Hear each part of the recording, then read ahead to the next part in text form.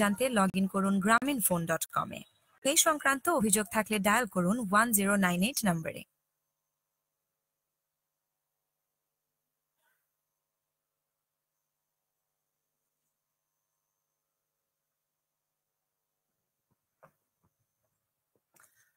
Assalamu alaikum and good afternoon, everybody. And to all those of us who are watching this online, a welcome to you too. I'd like to welcome you all this afternoon to this program on making the internet safer for children. And just to say that, you know, you watched the little video, and even for me, I do wonder how many of us are as safe online as we are offline. You know, we are safe when we cross roads, when we do something where we know that there could be physical harm. But how many of us actually think like that when we are online? So it would be interesting today to have those discussions. So we're going to have those discussions today. And this has been made possible because of the partnership that we have with Grameenphone and Telenor. And I really, on behalf of UNICEF, would like to say how much we appreciate this partnership and how proud we are of it, because there's been a lot that we have accomplished in this partnership. And as we go towards, as we move more into it, there will be so much more that we will do.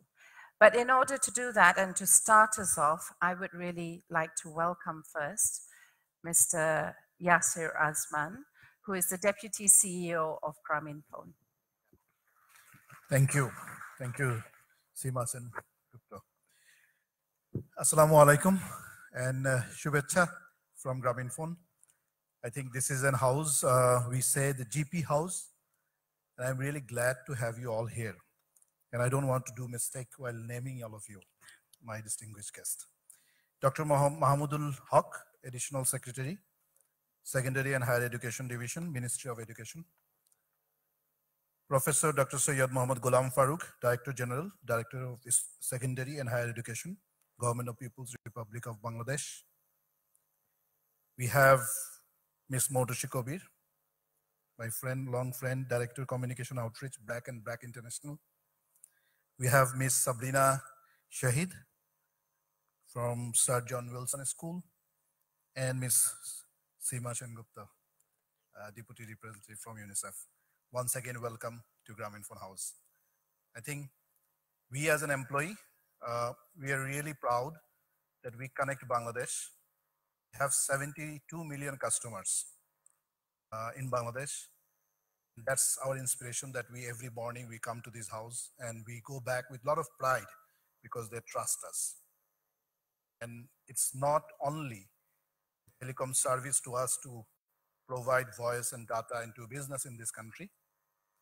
We believe that we truly empower societies. Our connection, a 1 minute connection, is not only a price of 1 taka. It is basically to make people closer. It is a connection when you are using internet. It gives access to education. It brings transparency. And we believe it reduces inequalities. And that's where we are actually committed. As Telenor Group and Grameenphone, we are committed to SDG 10, reduce inequalities. And there is our mission together with UNICEF and also our partner Champions 21. I think in this journey, you know, it's like our commitment as a group, Telenor and Grameenphone, we believe that ensuring online safety is for all. Is, as you mentioned, that is not only children, it is for us as well. And how much we are educated, we don't know how to react and how to act in this digital world. I think I personally mentioned to different forums that I am being the father of 3 teenage kids. I face it every day, every evening when I go back home. I see them, you know, they are engaged with digital platforms. With the excuse of, you know, studies and so many things we talk about, we connect them to knowledge. But at the midnight when I still see that they are into this, my heart really, you know, it's like, it's tough. It's tough that where are they actually? When we send them out, we put them with the driver, with a caretaker. But we send them in the digital world, we don't know that how are they actually behaving there. Are they safe? And it is basically these days we have faced sort of situation. And in my personal life, there are 350 students in the school my kids are going. They are into a trouble actually. And that's because of they didn't know how to behave in the digital world.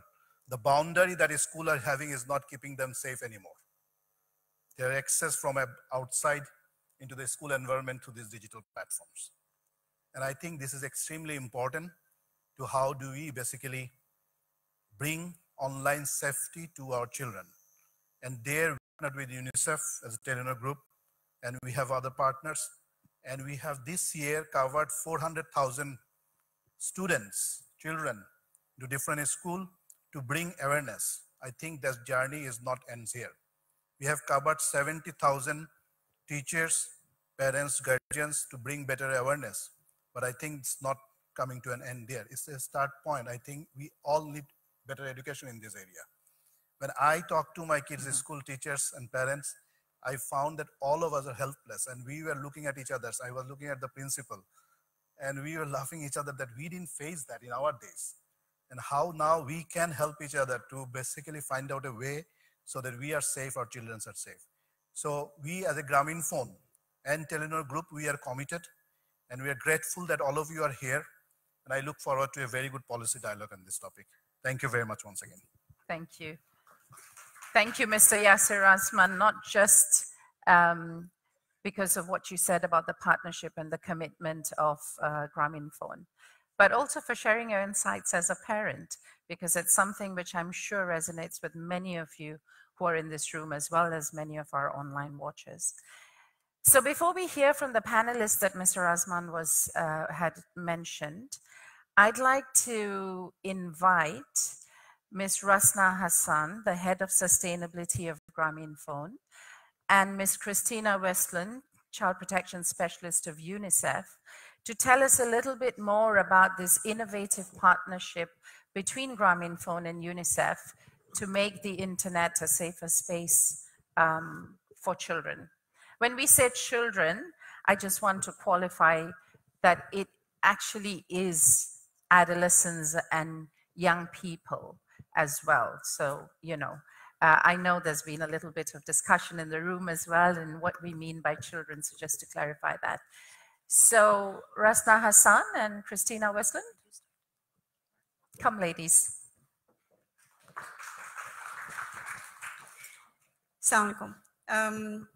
আমি বাংলাই বলি সীমা যেটা বললেন আমি রাসনা হাসান আমি এখানে sustainability দেখি I head sustainability বেশ কিছু সময় ধরে আমাদের একটাই উদ্দেশ্য যে বাসায় যেরকম আমাদের বাচ্চাদেরকে আমরা টেক কেয়ার করি একটা অর্গানাইজেশনের পার্সপেক্টিভ থেকে এই পজিশন থেকে আমাদের এক্সপার্টিজ ইউটিলাইজ করে আমরা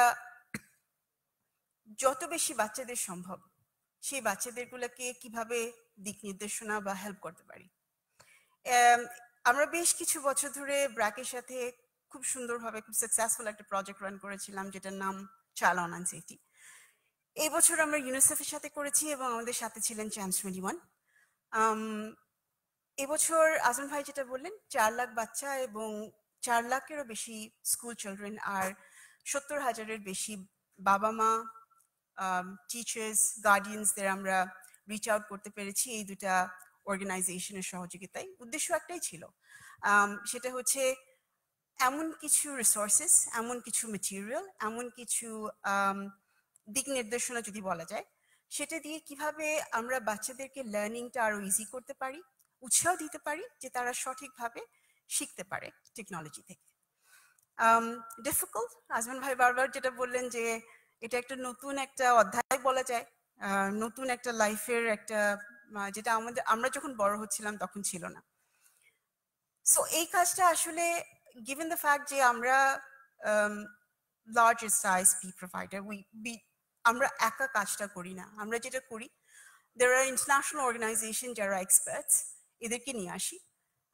এরা আমাদেরকে ম্যাটেরিয়াল ডেভেলপ করতে হেল্প করেন সেখানে এখানে আটকে থাকে না ইউনিসেফ তারপরে আমাদের সাহায্য করেছেন যে দেশে এটা কিভাবে দেশের উপযোগী করে ব্যবহার করা যাবে স্কুলে নিয়ে যাওয়া যাবে সেই জায়গাগুলোয় আমাদেরকে হেল্প করেছেন এবং তারপরে এসেছে অর্গানাইজেশন অ্যান্ড স্কুল অথরিটি যাদের কাছ থেকে আমরা আজকে শুনবো ওনারা আমাদের সাহায্য করেছেন যাতে আমরা এটা সুন্দরভাবে স্কুলে রোল আউট করতে পারি আবার ঘুরে ফিরে একটাই উদ্দেশ্য আমাদের বাচ্চাদের কিভাবে সেফ রাখতে পারবো আমরা এবং তার জন্য আসলে আমি আমার টিম ইউনিসেফের টিম আমরা অক্লান্ত কাজ করে যাচ্ছি and it's just a beginning অনেক কাজ আছে অ্যান্ড উই আর হোপফুল কিছুটা হলেও করতে পারবো আমি এখন ক্রিস্টিনাকে মাইক্রোফোন দিয়ে দিচ্ছি Thank you, Rashna. Assalamu alaikum. And I will go back to English. So I hope I'm not going to repeat what Rashna has just said. But I also want to express our thanks to this partnership with Grameenphone. I think this has really given us a lot of opportunities to raise awareness on online safety, not only for children, but also for parents and for teachers, which is what we have mentioned previously is also so important. We know that internet use is increasing rapidly in Bangladesh. It's a future, it's a presence, and we need to be in it because it's giving us a lot of opportunities, but it also is presenting us with challenges and with risks. And although at social media, you can make so many friends, you can connect with so many people, but it can also be a place where you can feel like the most lonely person in the world. If you are being cyberbullied or if you are being harassed, then you can feel very, very vulnerable. So this is what we have been trying to do with this program. We have been going to secondary schools, we have been talking to the students. I've been talking to them about how do you stay safe online? What are the consequences of cyberbullying? What do you do if you're being harassed online? And this is a conversation that we're hoping will continue in the schools, will continue in the homes, even after we have had our sessions. Like we said, this is a beginning. This is a conversation that we need to continue to have daily. Before we go into the dialogue, we just wanted to tell you some of the achievements and highlights of this program that we have done for the last couple of months. So first of all, I would also like to express my thanks to our implementing partner, Champs 21. Russell, I know you're in the audience. And also a big thank you to all of the secondary schools who opened the doors, who gave us the time, and who allowed us to speak to their students and to the teachers. Because of that, because of all of that support, we were able to reach 400,270 children during a very short amount of time. As we mentioned before, we believe that it's absolutely essential to also speak to the parents. Often we see that the children at this level, they know more about the internet than the parents do and than the teachers do. So for a parent to be able to support your child, it's important that they're also familiar with the world online. So we have also been talking directly to parents. We have been reaching 73,947 parents, and we are hoping to reach even more going forward. We have also had a campaign, and you saw one of the clips when we just started from the campaign. The focus of the campaign was to talk about the online world, that the online world is as real as the real world. So what you wouldn't do in the real world, you also shouldn't do in the online world. Through this campaign, we have managed to reach 10 million viewers. We have also, throughout these awareness sessions, been promoting the National Child Helpline 1098. We have been training the call center agents. We have been equipping them with the skills and with the tools how to respond if they have calls coming in about online safety. There are also new tools that are available on online safety that we have been translating and contextualizing to Bangladesh. And these are now also available. And then now today, we are really happy to have you here. We're so pleased to have all of the panelists here. We're also pleased to have the audience here. And we are hoping that we can continue the discussion on how to make online safety safe for everyone and how to work on it together. So with that, I would like to thank everyone. And I think that we will be seeing a short video that we produced during the awareness sessions out in the country. Thank you, Rasna and Christina.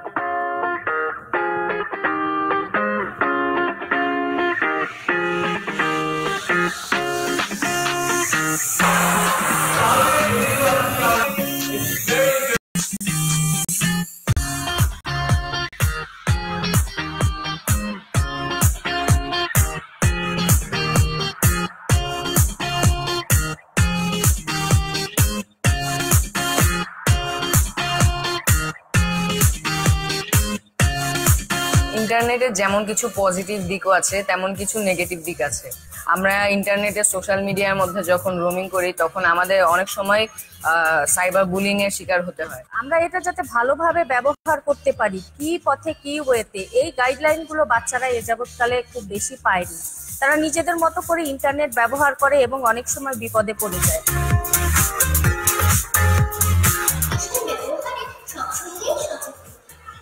একেবারে কাছে কেউ ছাড়া কারো request আমি গ্রহণ করি না।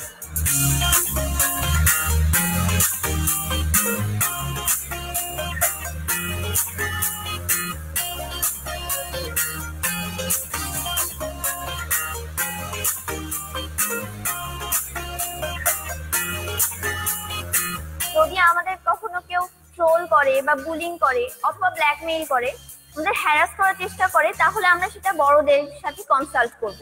আমাদের একটা হেল্পলাইন আছে যেটাকে আমরা 1098 বা 1098 বলি। যদি কোনো শিশু কখনো বিপদে পড়ে যায় ইন্টারনেট ব্যবহার করার কারণে বা অন্য কোনোভাবে কোনো লোক তাকে কোনো খারাপ মন্তব্য করলো, বা সেক্ষেত্রে শিশুরা যেন একটা সহযোগিতা পেতে পারে সেজন্য অনলাইনে তাদেরকে একটা টোল ফ্রি ফোন নাম্বার দেওয়া হয়েছে। সেই ফোনে ফোন করে তারা সহযোগিতা পেতে পারে। আমরা যেভাবে ইন্টারনেট চালাতে চাই তার জন্য প্রয়োজন একটি স্ট্রং পাসওয়ার্ড। আমাদের এমন একটি পাসওয়ার্ড তৈরি করতে হবে যেটা সহজে সবাই জানতে না পারে। পাসওয়ার্ডে যেমন থাকবে ইংলিশ অ্যালফাবেটস, তেমনি বিভিন্ন অন্যান্য চিহ্ন ব্যবহার করে আমাদের পাসওয়ার্ড দেওয়া উচিত, যেন আমাদের আইডিটা সহজে হ্যাক হয়ে না যায়। কোনো জায়গার লোকেশন চেক ইন এরকম দিতে হবে না, কারণ যদি এরকম দিই আমাদের কোনো অপরিচিত লোক এসে আমাদের হার্ট করতে পারে। এমন কিছু জেনেছি যে আমি আগে জানতাম না, এবং আমার ইন্টারনেট সম্পর্কে একটা ভীতি ছিল, যে ভীতিটা আজ আমার এখান থেকে চলে গেছে।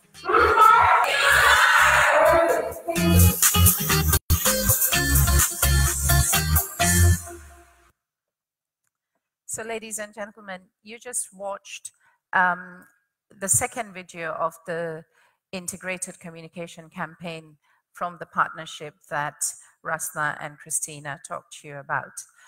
So it's almost time to start the panel discussion. So I'm going to invite our panelists over to come and take a seat here. So please do come and we will start the discussions on that.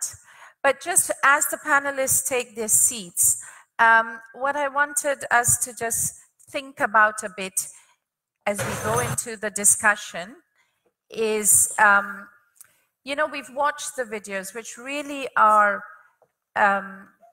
they really show us what's happening out there and what is part of everybody's, it's part of your daily life. So just to think about that. And those who are online, please do send your questions in, because we will take your questions to the panelists and have them answer.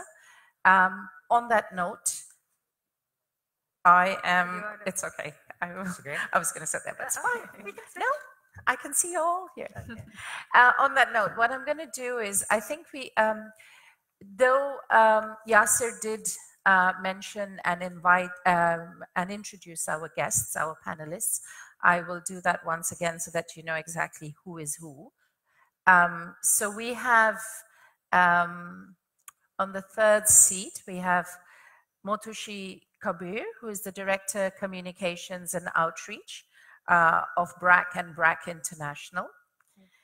And then we have Miss Sabrina Shahid, who is the principal of Sir John Wilson School. Then we have with us on my right, Professor Dr. Said Mohammed Ghulam Farooq, who's Director General, the Directorate of Secondary and Higher Education. And finally, we have Dr. Mahmoud Al-Haq, who is the Additional Secretary from Secondary and Higher Education Division, Ministry of Education.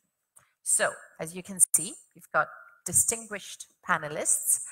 So Motushi, I'd like to start with you. Given BRAC's long time engagement on child online protection, what we'd really like to hear from you is, you know, you've watched those videos, you've heard of it. What do you think still needs to be done to make children safer online? And really, given that you've had this experience and you know what is out there, we'd like to hear from you keeping in mind also BRAC's various interventions and outreach with young people, what are those, what else needs to be done? What more can we all do here? Sure. Thank you. First of all, let me congratulate UNICEF and Grameenphone not only for this very much needed campaign, but also bringing all the relevant partners in the ecosystem in this panel. So congratulate for that. As you've said, we have different interventions of engaging with children at different ages.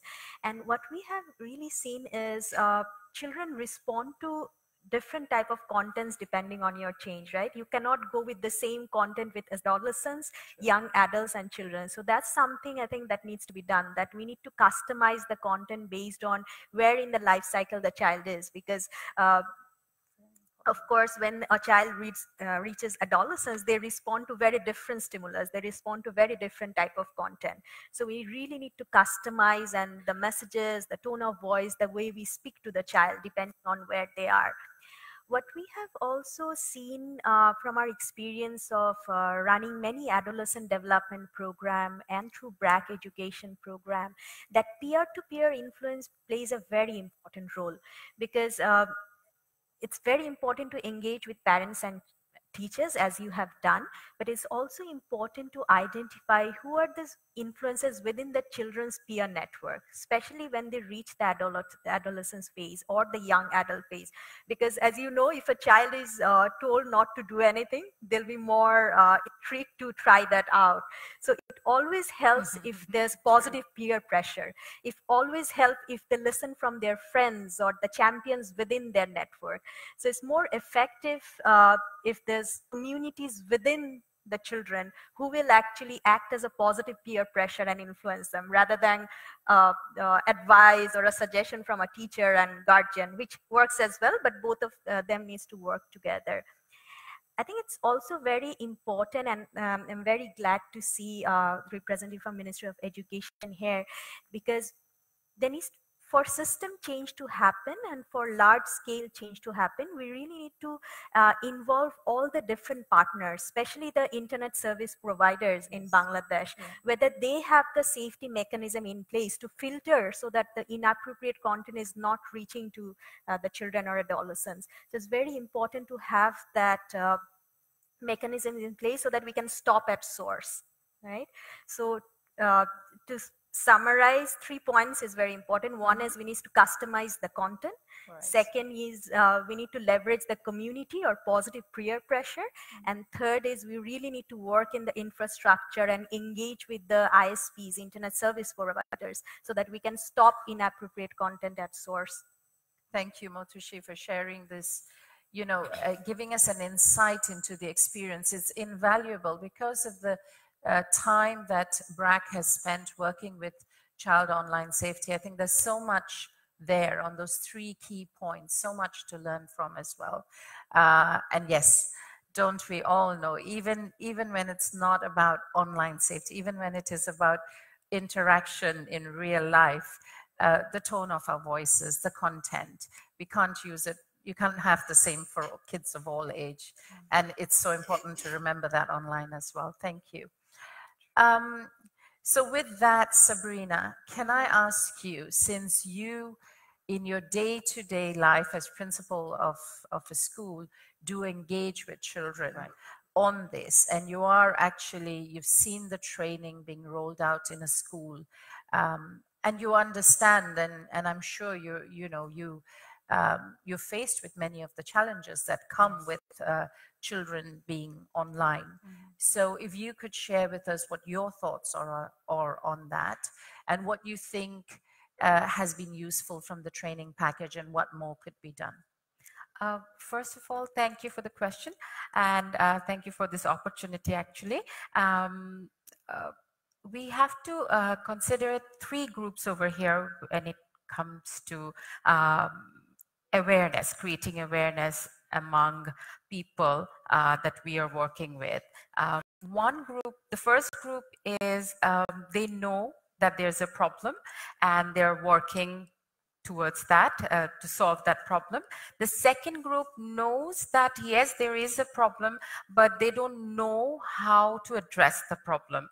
And the third group, I should say that they don't even realize that there is a problem. So there are three groups that we need to consider over here. And this training that GP has provided us, and I think it has helped the second and the third group. It has given the hope to the second group because they were looking for something.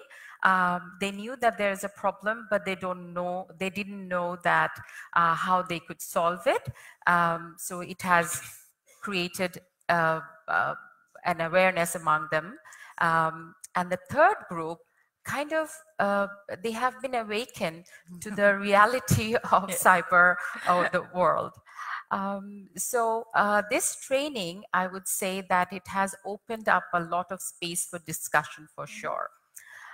As we have used it in our school, we have seen that students have become more aware of the situation.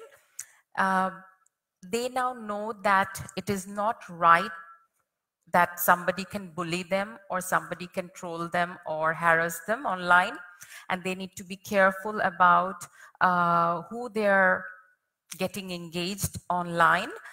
And it has triggered them to know more about how they can actually save themselves or take precaution about these matters. So I think it has opened up that door of discussion. And as for parents, I think a lot of the parents, they used to think, those parents who used to think that, you know, my children are at home, they're not going out, so they're kind of safe. But online, they were actually not safe, maybe. So they're looking at it in a different way, and they're coming in terms with the fact that, yes, this great tool called internet can be used to harass their children as well, or it can be dangerous for their children. I don't mean to say that internet is anything bad. It is a brilliant tool for to be used in an educational institute, and we are using it every day. But we also need to be aware of the damage it can cause. Thank you, Sabrina. It's so good to hear that, you know, the training has also opened up, you know, created the space for discussion between the teachers and the students, for the students to know that, yes, they can approach you. But I think even more fascinating that parents look at it in a different way. And, you know, as we heard from Mr. Yasir Azman early on as well, the internet is here to stay. And it has so many positive things about it that if we can just make children safer, it far outweighs everything else. And I think parents need to understand that. And I'm so pleased to hear that that's beginning to happen. Right. So that then takes me to our third panelist. And I would like to ask you, Dr. Ghulam Farooq, what are your thoughts on the inclusion of this or something like this in terms of inclusion of modules on child online safety into the curriculum of secondary school? What are your thoughts? Okay, thank you very much for giving me the chance to be here. And first of all, I have to admit my ignorance that I didn't know that you were doing such a big scale campaign against this cyberbullying. The 400, you have already reached 400 students and 50,000 parents, students, the 400,000 students and 50,000 parents and teachers. It's very great, and I didn't know about it. It was a great initiative. Thank you very much for that, first of all. Introducing this thing in curriculum is a little bit difficult. You know that there is huge criticism against the textbooks that the textbooks are already overloaded. And the government is trying to reduce the content now from the textbook. Right. So this is very difficult to include these things in curriculum. So what we are doing now, let me tell you that before being the Director of Secondary and Higher Education, I was the Director General of National Academy for Educational Management. What we did there, we gave training to the teachers, the heads of the institutions like that. And one of the things that, you know, that by 2030, we're supposed to achieve SDG 4. In other words, we have to achieve quality education by 2030. And we try to define quality education. You know that it's very difficult to define quality education, and so we try to define it. So broadly, we thought that if we would focus on 4 major areas, then we would be able to achieve quality education. These 4 major areas are creativity. I mean, we have to make our students creative. The second is criticality. We have to make our students critical. And the third component is the ethical issue. We have to make our students ethical. And the fourth one is the social commitment. What we try to do there, these are not in the textbooks explicitly, these are not in the textbooks. What we try to do in NAEM, National Academy for Educational Management, that we try to train the heads of the institutions so that they can take initiative to make their students creative, critical, ethical, and socially committed. This is supposed to be done not by the textbooks, not inside the classrooms, but through some extracurricular activities. And what I think that, what I have got the idea today, that we can integrate this thing with the criticality issue, if we can make the students critical about the internet content, and if we can make our students ethical. Ethical doesn't only mean that to be good or honest. Ethical also means to be responsible. Ethical also means to have respect for others, others' views and others' opinions. So we try to define ethical in different ways so that we can motivate our students to be ethical. So I got the idea today that this very thing, which were not very much clear to me before, that we can integrate this, this cyber safety with the critical issue and the ethical issues, so that our heads of the institutions, they can motivate their students to be critical in such a way that they will be very careful about handling with this internet material. They will make their students ethical in such a way that they will be careful when they will use internet. And last of all, let me tell you from my own experience, awareness is the most important thing. Blocking the sources. What I found, I worked in Saudi Arabia for 7 years in a university. And I found the students there. In Saudi Arabia, all the sources are blocked. And I couldn't use any source. But my students could. They were smarter than me. So they cracked the code, and they could visit all all the prohibited sites very easily. So blocking the sources is not, I mean, I think it's not very good. It's okay, but we cannot stop this by blocking the sources.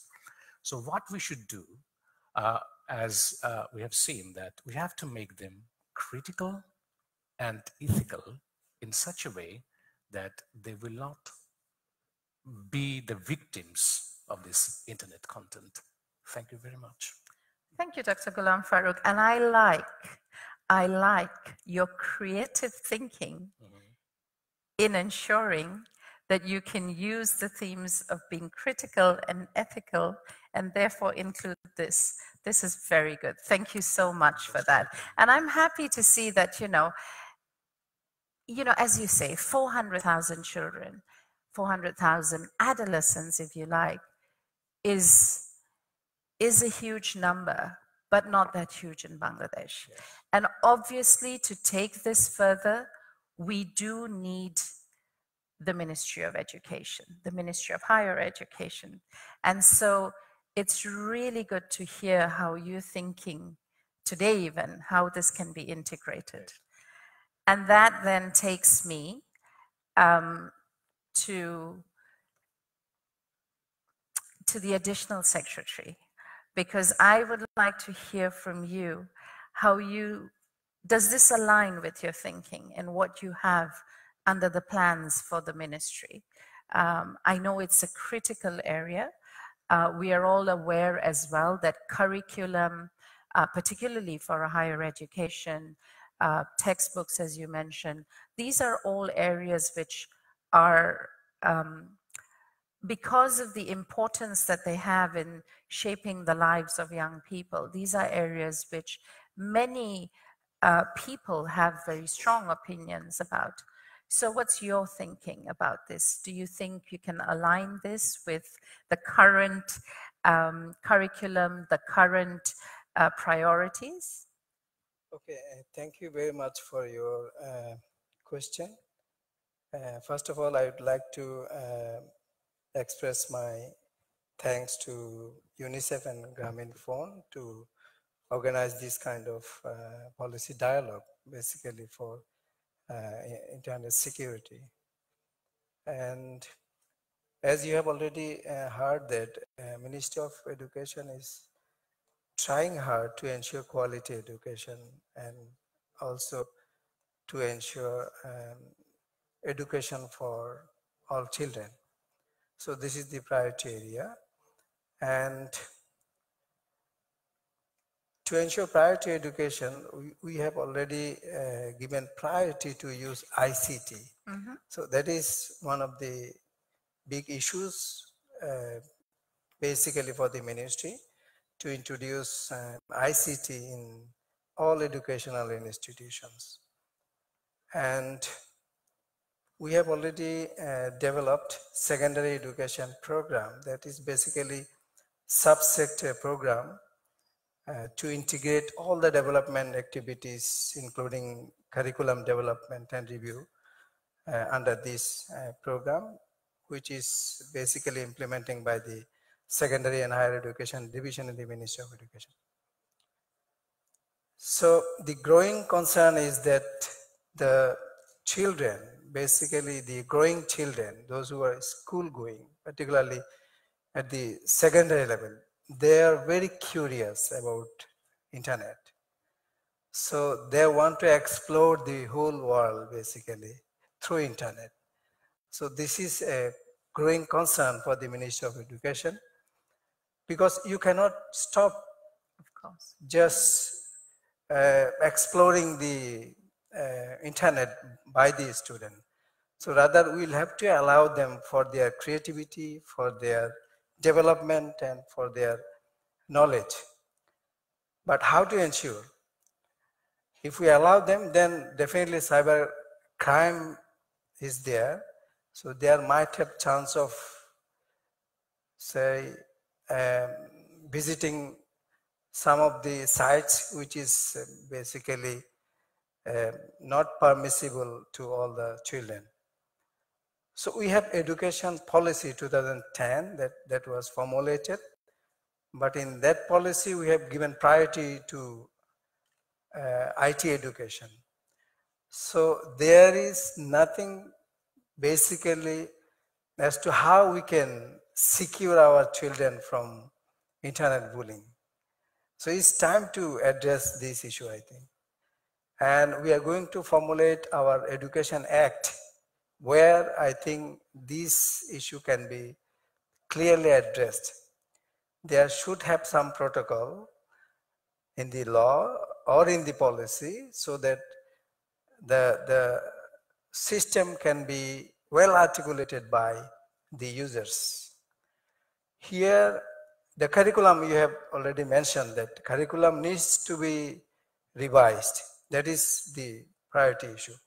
But we cannot accommodate everything in the curriculum because of huge burden, particularly for the students. So in that case, there is a pressure from the parents' side to reduce curriculum. So what we are thinking as a policy-making organization to reduce the curriculum or to include these kind of sensitive issues to the children.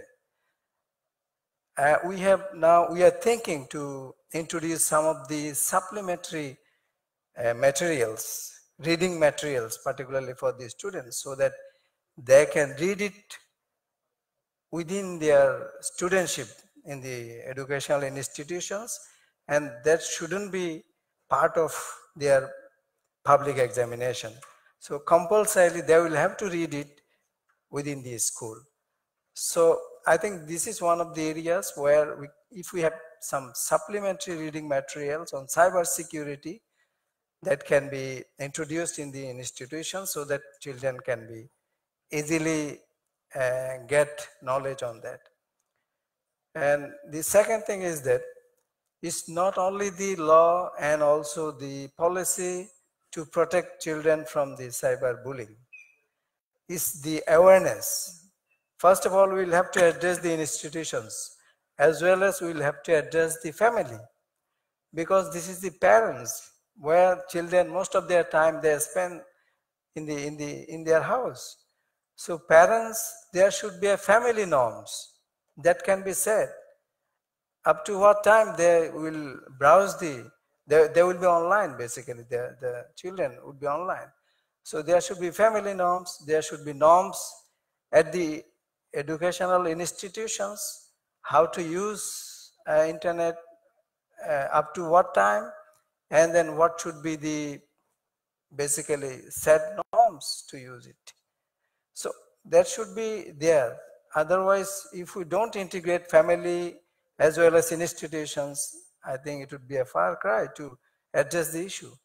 So in that case, under secondary education development program, we have developing the reading habit program. So supplementary reading books for creativity, for articulation is there in the secondary institutions, and 8 million children, they are the member of this developing the reading habit program. So this is a big platform for the children.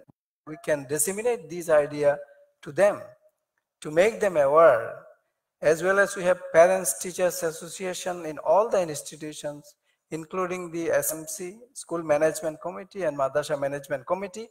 So we can integrate all those parents and management committee members to make them aware that this kind of sensitive issue to be addressed very clearly. Either it would be at home or it would be at the institutions. So law and policy is there. If we integrate law, policy along with the educational institutions and family, and I think jointly we can fight. And there should be collaboration is needed basically to ensure it. Collaboration in the sense that UNICEF is there, Grameen Phone is there. We can invite civil society members to come up with the awareness program so that we can disseminate the idea to all the community members, particularly the parents and also school management committee. So not only the regional or country level community collaboration is enough to address the issue. We need to have international collaborations as well. So what are the international practices and programs that should be on board.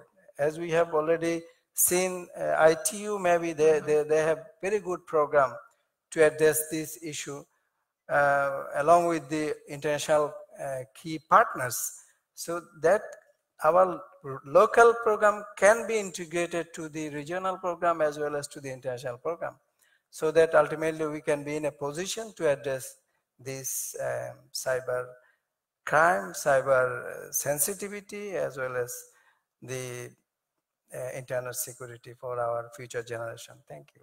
Thank you, Dr. Mahmoudul Haq.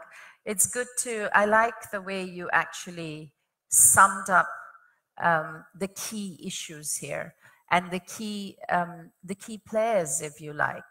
So very much in the way our panelists actually drew it out when we started with Motushi, who spoke about, what is it that they have learned, BRAC has learned from its years of experience working with children on this. And then from Sabrina, hearing as a principal, not just the space that children need to have this discussion, the awareness that it has created for children, but also parents, and how this has been such a welcome initiative by the parents as well, because it provides them, for some of them, with the information and the knowledge that they themselves required. But also, I think parents, we have heard from other areas as well, and many of us are parents here, go through the phase of being uncertain. Should I or should I not?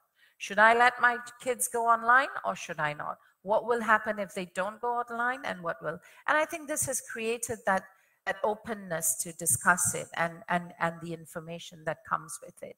And then finally, to hear from both of you, the pen holders, if you like, of secondary education, on what can be done and how it can be included, the creative ways in which we can include this without burdening the child. None of us want to burden the children, so no exam, but yes, reading.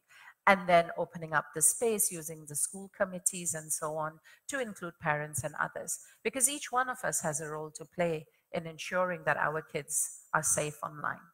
So thank you for your thoughts. And to our viewers and to those in the room, it's almost time to hear from you, because of course this wasn't supposed to be a one-sided discussion. We do want to have a discussion with you. So before that, what we'd like to do is share a couple of more videos with you as well of the integrated campaign, so that you have glimpses of what else there is on that. And then we will have the discussions around it.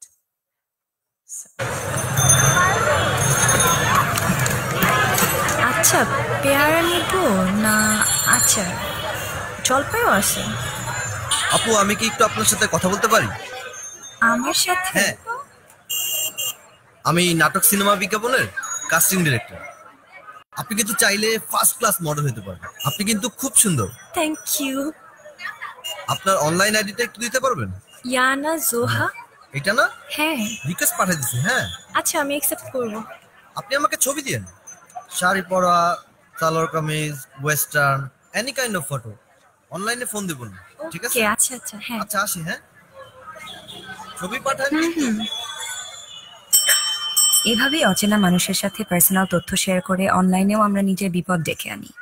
Online সেফটির সম্পর্কে আরো জানতে log in করুন grameenphone.com এ। এই সংক্রান্ত অভিযোগ থাকলে dial করুন 1098 নম্বরে।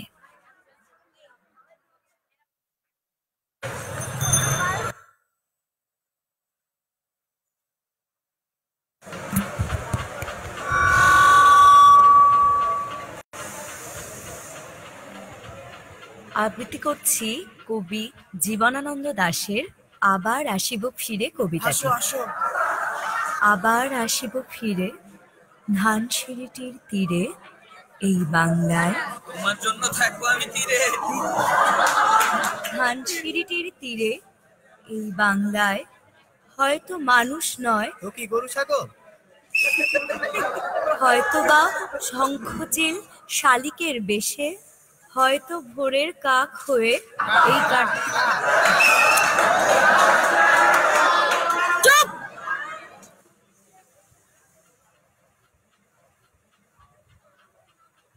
বাস্তব জীবনের কোনো অসঙ্গতি যেমন আমাদের নাড়া দেয়, অনলাইনেও কি ঠিক এমনই হওয়ার কথা না? অনলাইন সেফটি সম্পর্কে আরো জানতে লগ ইন করুন grameenphone.com এ। এ সংক্রান্ত কোনো অভিযোগ থাকলে ডায়াল করুন 1098 নম্বরে। So we're going to start off the discussion session, and I just want to remind everyone that this is an interactive session. We will have those of you in the room, but we also have questions coming in from those who are watching online. So maybe we will start off with the first one, which has come from Shubhajit, who's watching this on Facebook. And the question is, interests change with age. Is there a way to protect children from age inappropriate or harmful content? Motushi, I think you spoke a bit about this. So would you like to answer this and clarify a bit more? Absolutely. Because the risk is, especially now with internet ad promotion and tagged ads, that when you browse for an app or when you go to a site, the ads that show up is not driven by your usage pattern. It's driven by the collective usage pattern of the country, right?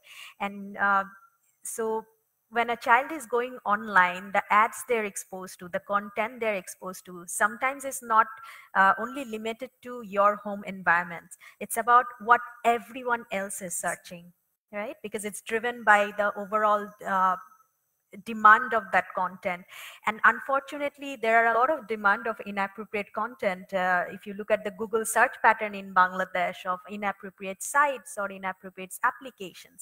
So that's why it's extremely important first for parents or caregivers or teachers to know what type of risks there are. And there can be three types of risk, right? It can be either cyberbullying, it can be online predators, or it can be inappropriate content. And to really ensure safety, of course, there is a preventive side of it, that are we talking to our children, are we making them aware of what kind of content is appropriate, but there's also a protection side of it. And that's why I'll bring in again the point about strengthening monitoring and working with internet service providers, making sure that they have the necessary filters or they have the right either punishment or incentives. So the internet service providers, for example, can have safety badges so that the parents, they know which internet service providers have necessary protection mechanisms in place, because it will only work when there are positive motivation in the whole system and the partners to really have those balances and check and balance in place. So I'd say having those incentives in place and making sure the parents are aware and they know which service providers safe, or at least make an effort to make it safe would help. Thank you, Motushi. I think, again, so important that, you know, there is a role for everyone to play in making a child safer online. There is a role for the service providers. There is a role, as we discussed, parents and so on. Thank you so much, Motushi. So now, what I would like us to do to have this discussion, and so that we can have a little more interaction and understand what your thinking is. For those of you who are here, I would like you to go to your phones, which all of us like doing. So if you can take your phones out, and then if you can connect to this, if you can see it, it's HTTP. And then you have your double slash, you have bit.ly/childonline. If you can please connect to that, we're going to do some polling, and that's going to be fun.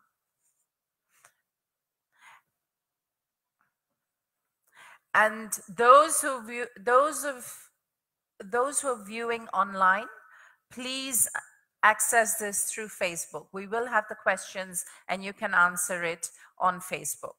So those who are in the room, please use this, and those who are on Facebook, please go ahead and do that. So, are we ready? Is everyone in this room ready? Yes? Everyone's connected? All right. So the first question, when children are online, I'm most concerned about A, online bullying, B, exposure to inappropriate content, and C, risk of physical sexual violence. And we have the answers coming in. Yes, it's moving, it's changing. We still have more coming. Are we all done? Are we thinking? I can see them shifting.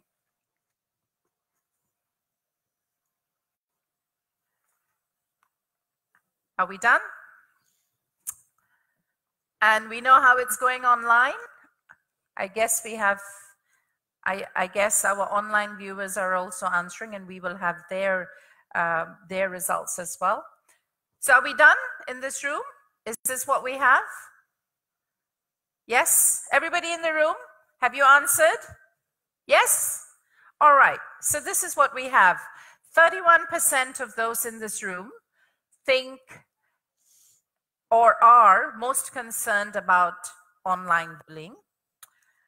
And 46% are most concerned about exposure to inappropriate content, which we did hear quite a bit about. And then 23% are concerned about risk of physical and sexual violence. So, interesting. And the online results, I think we will, while we are waiting for that to come in, I think we've got a sense of what's coming here in the room. The biggest worry is the exposure to inappropriate content. So very quickly, just to think about that while we wait for the other one is, what are your thoughts on this to the panelists? What do you think? What does this mean? What do you think this reflects? Based on the discussions we had earlier as well, if anyone wants to. Yes, Sabrina, please. Yes, inappropriate content is definitely, that would be my choice as well. But you see, we can't close our eyes, we can't close our ears, and we can't stop breathing. Just like that, we can't stop viewing, this popping up unless you have a very strict system in your computers. But I think it's the awareness of what to take and what not to take is the best possible solution for this. In our lives, we will teach our children that they are going to face bad things and good things, but they have to choose the good, right? So it works as the same way, that they're going to see something bad, and if they are going to see something good, which one are they going to choose? So if we can ensure that they are aware of their ethical values, just like Sir have mentioned over here, that yes, they have that understanding of what is right and what is not. I think we can always be sure that yes, our children are going to be safe. Thank you. And I think we do have the Facebook results, in which are actually very similar, because even for those who are watching online, we've got exposure to inappropriate content coming in from 43%, and which is quite similar to the 47% we have here. So in the room, may I just ask anyone here, or, just to tell us a bit about your thinking, because, what made you vote for that, or what your thoughts were. Either way, not just the 43 or the 47%, but even the others, if you can share a bit your thoughts on that. So anyone to voice an opinion here? You were the ones who voted. Yes? You don't want to share your thoughts with us of why you voted for that? Oh, we've been here sitting and telling you and discussing with you. That's a bit unfair. Don't you want to tell us? No? Yes, there's one hand there. Please.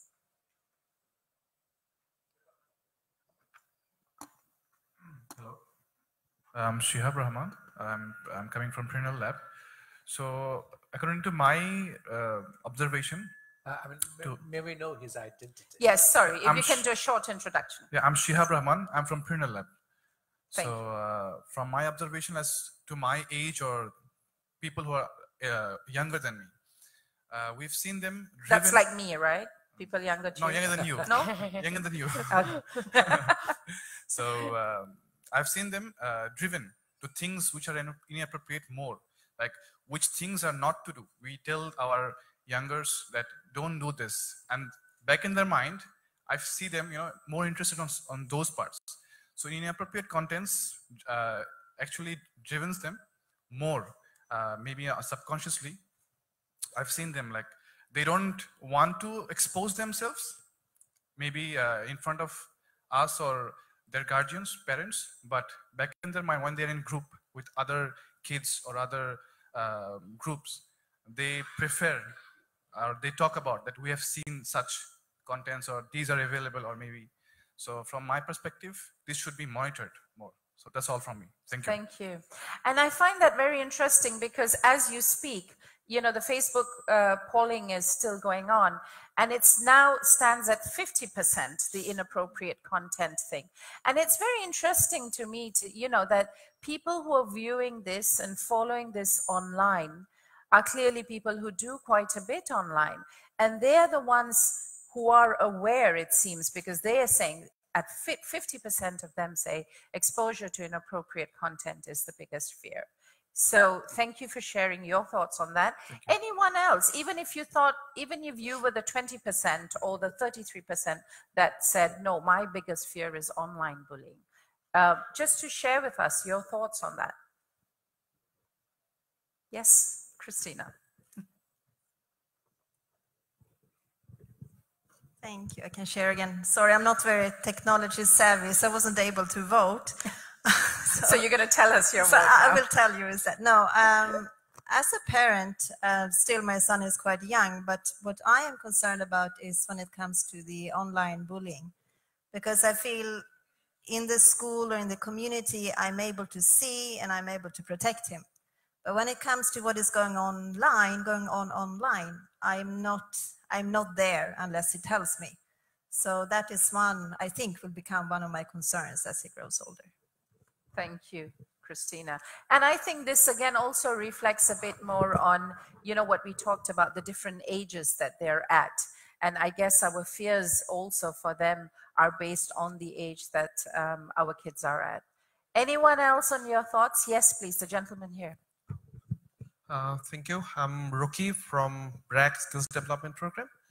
So one of my concern is sometimes maybe me and my younger brother and sisters, they are forced to being exposed to this kind of content. Because if I give an example, like Share It, we all know one apps that we used to use like to share different kind of file or something. So they are, recently I'm like observing, they are forcing you to being exposed to different kind of inappropriate content. So so these things also need to be like taken into consider. Like while some of the renowned or some of the known things are forcing this kind of exposure or like promoting this kind of inappropriate content to our youth or adolescent. So this is one of my concern, and I just want to share like definitely it's a remarkable initiative from UNICEF and Grameen Fund, definitely. But one thing, there are thousands of children or youth, those who are not in the school right now. They are out of school, dropped out from the school due to different reasons. So definitely we need to incorporate some of the mechanism to reach those students, those adolescents, those who are not in the school right now, because comparatively they are in the more risky position than the school going children. So thank you. Thank you. Thank you for reminding us. Yes. I didn't understand how students are forced to visit the inappropriate content. How they're forced. Did you understand? I think it's the little things that pop up when you're, but I will let him. Definitely, exactly. Yeah? Just adding to that. I mean, it is not forced, they're allured. Am I right? Kind of. So yes. Kind of, yeah. Attracted, allured, tempted. Tempted. All kinds of words. Is another hand, The same gentleman. Yes, please, go ahead. Can I add to the forcing part? Sure. There are games which is mostly played by the youths. On those games, you will find that they have to cross certain level or get points. For that, you have to see certain videos or you have to pay. So as we do, we see the video and most of them are inappropriate. So it kind of forcing us, you know, indirectly or directly, it's kind of forcing. So I want to add that part for him. Thank you. Thank you. Thank you for clarifying as well. Yes, Russell, please. Can we have the microphone here? Yeah, thank you. Thank you, Seema. Thank you very much. My experience working with internet for so many years. I've been working for internet industry since 2001. I worked for internet operators. I worked for software industry. And I'm privileged that on behalf of champs21.com, we executed this campaign. I want to share a little bit different perspective of it. Inappropriate content. If we go back to 2000 or 2001, internet came sometime around 96, 97. At the same time, it came to Bangladesh. On an offline manner, from 97 onwards, we have been seeing proper internet with emailing and others. If you Google it, I was Googling it right now because I know the contents I was Googling again. Back in 2000 or 2001, when we used to see Alexa ranking, where Bangladeshis go and visit, which sites they visit. In those days, out of the top 100 sites Bangladeshis used to visit, 80% of them were inappropriate sites. Well, sorry? 80% of them were inappropriate sites. Today, sitting today, out of top 100 sites, only 2 I found a bit of inappropriate. That's a reality. I mean, you mean 2%? Less than 2%. Out of 100, 2%, you can say yes. I found 2. So formerly it was 80%. 80%, Now today it is 2%. Only 2%. Only 2%. That's the reality. We know it, who are working with internet domains and many things. Let me tell you why. In those days, first of all, the universe was not that big. At the same time, there was nothing to do on the internet. Today, there is a lot of things to do on internet. Bangladeshis, newspapers, everybody is among the top 20. Even the PHP learning website is one of the top 20. So there are a lot of good things to do on the net. Yes. People know about it and it's spreading. Now coming back to this particular topic of safe internet, school-going children, with my little company called champs21.com, I have been working with school-going children since 2001. The major hurdle that I've been seeing working with, I work with almost 1,000 schools all over Bangladesh on different campaigns, different perspective. With all due respect to our teachers, Sabrina ma'am, I know her personally. Motushi, I'm similar from IBA, so I know you. So after a long time I'm seeing you. I have heard both of you, sirs. Brilliant, but the challenge is our teachers. They don't allow us. Many of us in this room are blessed by good internet. When I am blessed by good internet, then I actually promote good internet. Our teachers are not blessed by good internet. They don't know good side of the internet. Once we keep, so internet doesn't mean this only bullying. Internet doesn't mean only inappropriate content. Internet doesn't mean cyberbullying and negativity. No, internet has a lot of positive things. So instead of talking about so many positives, why are we keep talking about negative things? Internet doesn't mean going to school and talk about bullying. Internet doesn't mean a campaign like, hey, somebody's bullying you, somebody is doing inappropriate things with you, there are inappropriate contents. That means we're actually driving our next generation towards negativity. So the teachers, today we have achieved 400,000 students. I think my urge to government, when I was in BASIS board, I had a little scope of working with the digital Bangladesh policy board with my little contribution. I keep saying all this that please aware our teachers. Next time we should reach 4 million teachers first. They spread the good part of internet. They always say, we have seen while executing this program, when teachers are present, how many of you use internet? They don't raise hand. Students are scared of teachers. That means internet is bad. Internet is negative. So we have to accept this fact. When our Prime Minister, Honorable Prime Minister says, internet has to be the 6th prime need, then it has to be, the positivity has to be spread out. That positivity through you to the panelists and the Bangladesh government, my urge is, let's talk about positive sides of internet more than the bullying part and the negative part. They're there, but when the positivity spreads out, negativity will go away automatically. Thank you very much. Thank you, Russell, and thank you for reminding us about. Can I just? And we still have more. I'll give you a chance. Okay. I think it's a good thing, because that balance that needs to be in any campaign, in any awareness, needs to be there. As much as we warn them about the pitfalls or the dangers, it's also about acknowledging, making them aware of what is good about it. We have another question to go to, and then we will come back. I just want to be sure that, so this 80% of visiting inappropriate site came down to 2%. Is that what you said? But that's of all Bangladeshis, not young people only. Yes. Then we are not at risk in that sense. I wouldn't say that. I wouldn't say that, because we have our young people. But it's not the percent. Out of the top 100 sites that Bangladeshis visit, 80.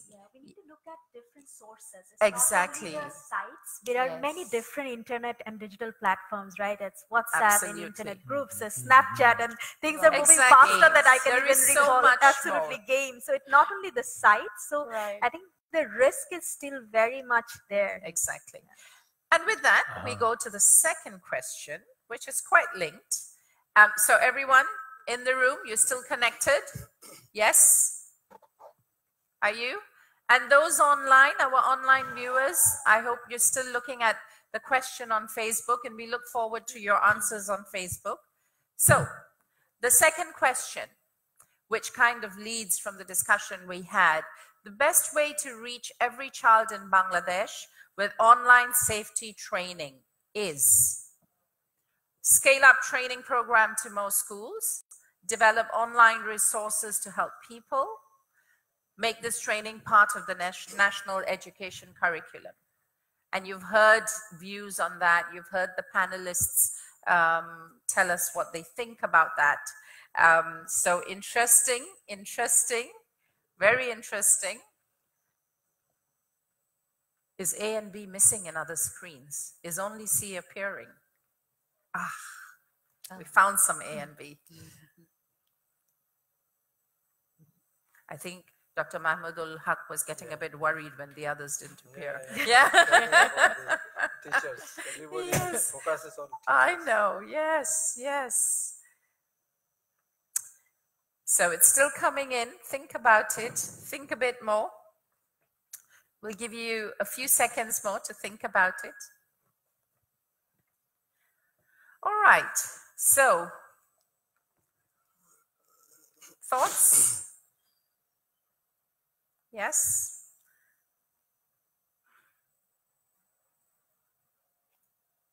And we are waiting for the online results, and I am told that the online results also show that a clear majority believes it should be on national curriculum.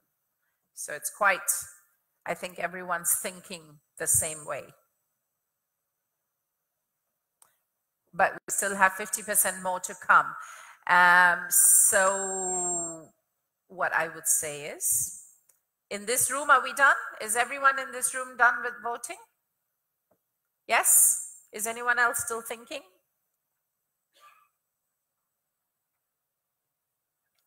All right. What I'm going to do this time is, I'm going to say to the ones in the room first, 81% of this room said we should make the training, this training, part of the national curriculum. Yet, you have heard the panelists, and particularly Dr. Mahmoudul Haq and Dr. Farooq Gul say, what their thoughts were and what the practical parts of it are. So do any one of the 81% first want to share their thoughts and tell us what you think, why you think this is still so important to make this part of the national curriculum? Yes, Rasna, go for it.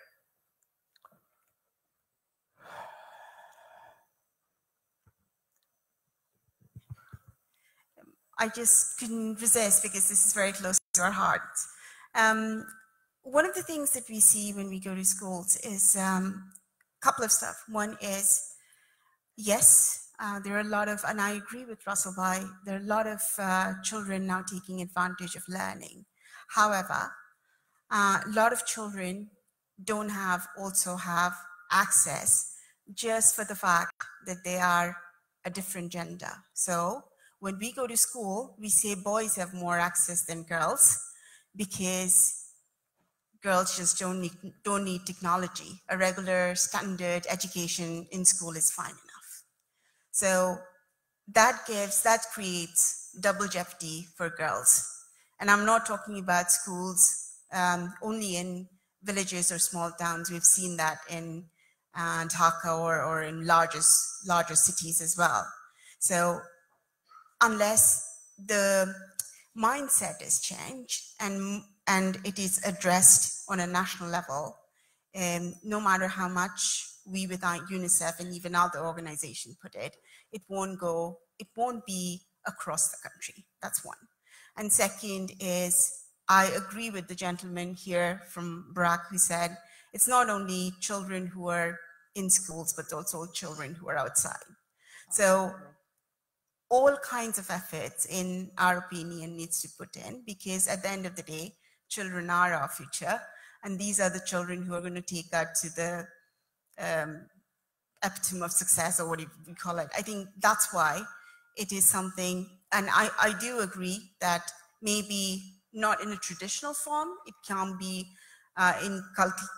inculcate in the national curriculum, but there might be ways, as our very distinguished panelists said, there are other ways of going about it and making sure children, all class, all section are getting benefit. Thank you. Okay. Thank you, Rasna. Yes, please. I think the options overlapped each other. The first one is training. The third one is curriculum. The government doesn't give any training which is not included in curriculum.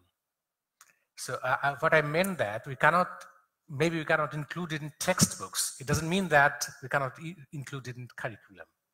So training is a part, training programs. So can I just clarify a bit, and just, I think I'm clarifying for the panelists, for those of you in this room and also for online, when we meant the scale up the training is the one that's been done in the schools, as you heard from Sabrina as well, and all of us, Rasna and Christina.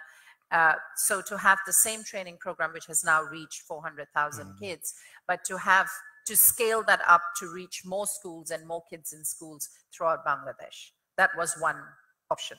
Then the other one is actually to do it through that is the part of curriculum. That must be the part of curriculum. Otherwise, the government wouldn't allow you to do that. This is one thing. Right. And the second point, you see, if a child realizes that he or she needs help, he doesn't have to go to the online. There are so many sources he can take help from. Feeling the need, of help is enough. Absolutely. And when they do, kids, so there are two things, and this is me, Shima, my UNICEF hat, and my hat as a parent and a psychologist. You know, there are often times when kids actually, before their parents or their teachers or even their friends realize that they need help.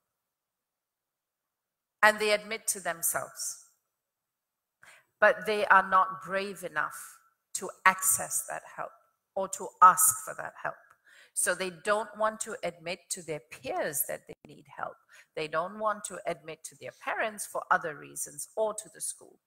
And so when you and me were growing up, we didn't have this thing called the internet where we could quietly go and try and find help. But kids nowadays do that. Kids nowadays do actually say, okay, I can shut the door in my house or shut the door in the library in the school if they have access to computers in the library, and or the phone, or use the phone and go in there and ask a quick question online. And I will get my answer, and nobody needs to know about it. But then we also know that the sites that respond are the ones, the frequency and so on and so forth, paid, not paid, and those might be unsafe. So I agree with you that kids don't have to go online. There might be other ways, and they might, but there is always that one kid in the room who might actually do it quietly and then not have the right access. I was talking particularly about visiting inappropriate content. Right. If you think that he needs help, he doesn't visit the inappropriate content. So let me clarify one thing. If we talk about training, I think this is important for not only for the teachers, but also for the other stakeholders as well, including parents, SMC members, even to some extent to the children. So I think the response is basically everybody wants to formalize this issue to all the educational institutions, formalize in the sense that there should be integral part of the training curriculum of the teachers. So formalization is necessary because if we want to ensure imparting training to all the educational, all the teachers of the educational institutions, then that can give a message to the society that we should do this thing and we shouldn't do this thing, right? So that can integrate all the teachers as well as all the members of the community and also SMC PTA members. So if everybody would be targeted, right, sensitizing this issue for their children, I think we can see some successes. Otherwise, if it is informal, say for example the other two issues, that is kind of informal thing. So if it is informal, then it would be very difficult to achieve the goal at the end. That's why everybody wants to formalize this training program, including this to the training curriculum of teachers as well as other stakeholders. So that everyone has access to that. Thank you, Dr. Mahmudul Haq, on that. I want to ask Sabrina, because you're the principal in the room. What do you think about this? I will agree with Mr. Mahmudul over here, because you need to formalize this. Otherwise, it becomes it's like a gimmick, okay, we are at this topic right now and it's everybody's talking about it, let's do something about this. No, if you integrate it from the school, as schools and other educational institutes are a big platform to reach out to so many parents and students, I think it needs to be considered as a major media of creating this awareness program. And as Sir have mentioned that training needs to be done, not only for the teachers, for the parents as well. Because school alone cannot, or Grameen Phone alone cannot actually solve this problem. It has to be a problem that is addressed by all of us. It is our, social commitment as parent, as a person from the society, and as an educator, and wherever they are in their position. I think it is our commitment to the children that we need to make sure that they are safe. And the only way to make this permanent is to integrate it in the curriculum. with the help of GP, we have done that in our school as a pilot project. We are showing our class 3 and class 4 students the material that they have created with Sabina, and it is okay for their level. And the students are talking to the teachers about it freely, so that if they have any questions, they can, the teachers can answer them. And a small assessment is also being taken at the end of the session, so that we understand that, yes, students have a clear understanding of the topic. And the DG world that they have created, we plan to use that for older students in class 5 and 6. I think if we can set it for this age group, and bring content for older students later, I think we are set. And it doesn't have to be a whole lot of curriculum changes. It just a couple of classes would do, would be sufficient, I think. One training is not going to be sufficient, but we need few more classes, from time to time, a general discussion with the parents, with the students is going to be required to make sure that, yes, students are aware of this problem. Thank you, Sabrina. Can I just come back to the audience? Yes, please, the gentleman in front. Thank you. This is Shahiduddin Akbar from Bangladesh Institute of ICT and Development. Based on our 2 experience working with the kids and schools from 2 different perspectives. So one is we introduced a nutrition club at the schools, and we are trying to promote nutrition among the young kids. And at the same time, we just recently finished a study with the ICT division about the cyberbullying perspective. And while doing that part, in fact, that was very interesting. And when we started this discussion with the kids, we realized that the scale we are expressing our concern, it is much deeper than that. The issue is really, really very difficult to address. Yes. Cyberbullying issue particularly. And why I'm relating to the cyberbullying and the nutrition is, when you talk about the curriculum thing, what we have seen in at the standard 5, there is a nutrition chapter in the book, and there is a food pyramid. I keep asking that, what does it mean by the food pyramid itself? The kids can tell everything, but they never practice this thing in their life. So when we teach kids that how really they take this thing. So my concern is for this also, that how really they will see it as an practicing thing, or it's like another exam questions. So that is very interesting, since our kids don't have much extracurricular activities. Can we do it? Dr. Farooq, you really light upon the core areas like the ethical issues, critical thinking component. Can we really engage our kids as well as the teachers, as Russell was mentioning? Because we really struggle with some of the principals who said 8 classes mandatory, then do some other activities. So yes. The classes are mandatory, and they always look into the curriculums only, books like an Bible kind of thing, you don't get out of it. So can we really motivate the teachers to allow kids to do something else? I can give an example from Japan. In fact, I have a colleague there, and I heard that when their school is closed, they don't give any homework for study purpose. They rather give some creative works so that they can see it and they can tell the story. So we introduced some couple of things like that because I do see schools are closed for many days on different occasions, and then the kids are getting more busy in the holidays. So I said, what do you do?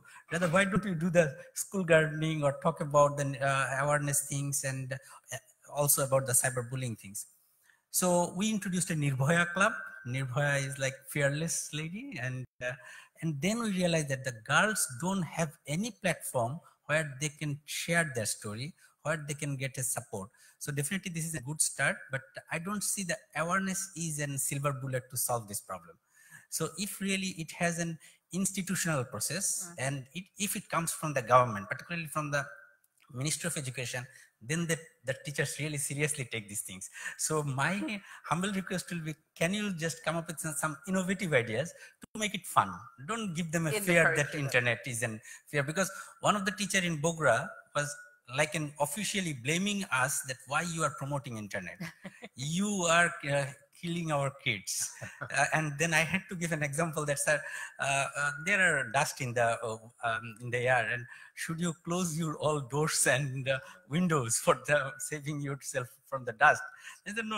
I said, okay, then put some filters and put something there so that you can be safe. So definitely the cyberbullying is an issue, but if we really target the kids, then it has to come from the institutional perspective. Thank you. Thank you so much. May I respond to Yeah, yes. I just want to see, because of time, whether we have any more questions, and then I will bring it back to you. Yes? So, because I know time is not on our side, so the gentleman at the back. Good afternoon. My name is Jahid. I work for UNICEF. I just wanted to highlight very quickly, the importance of content creation. We need to have good content on the internet so that, our kids can really use that for their creativity, recreation, and also entertainment, and also for the learning. If we can make it really useful tool, and also if we can populate it with right content, then definitely it would be very creative and positive force for the new generation. Thank you. Thank you, Zahid. Yes, please. Yes, do respond. I liked your question, your statement. What's your name? Oh, thank you, Mr. Shoaib Blackburn. And that is what we call quality education. Quality education doesn't only mean the awareness. It means involvement. It means activity. The children should be active, involved. Only awareness is not enough, as you said. Let me give you an example of quality education. It's from Malaysia. In a small city in Malaysia, the teachers who are trained in quality education, they found that the students, they're addicted to fast food.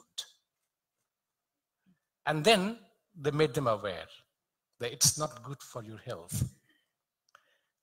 And then next time they asked the students what to do now. The ball is in the students' court. What to do now? Find an option. The students said that, okay, we can have local food, traditional food instead of the fast food. Then the teachers asked them, what are the names of the local food, traditional food?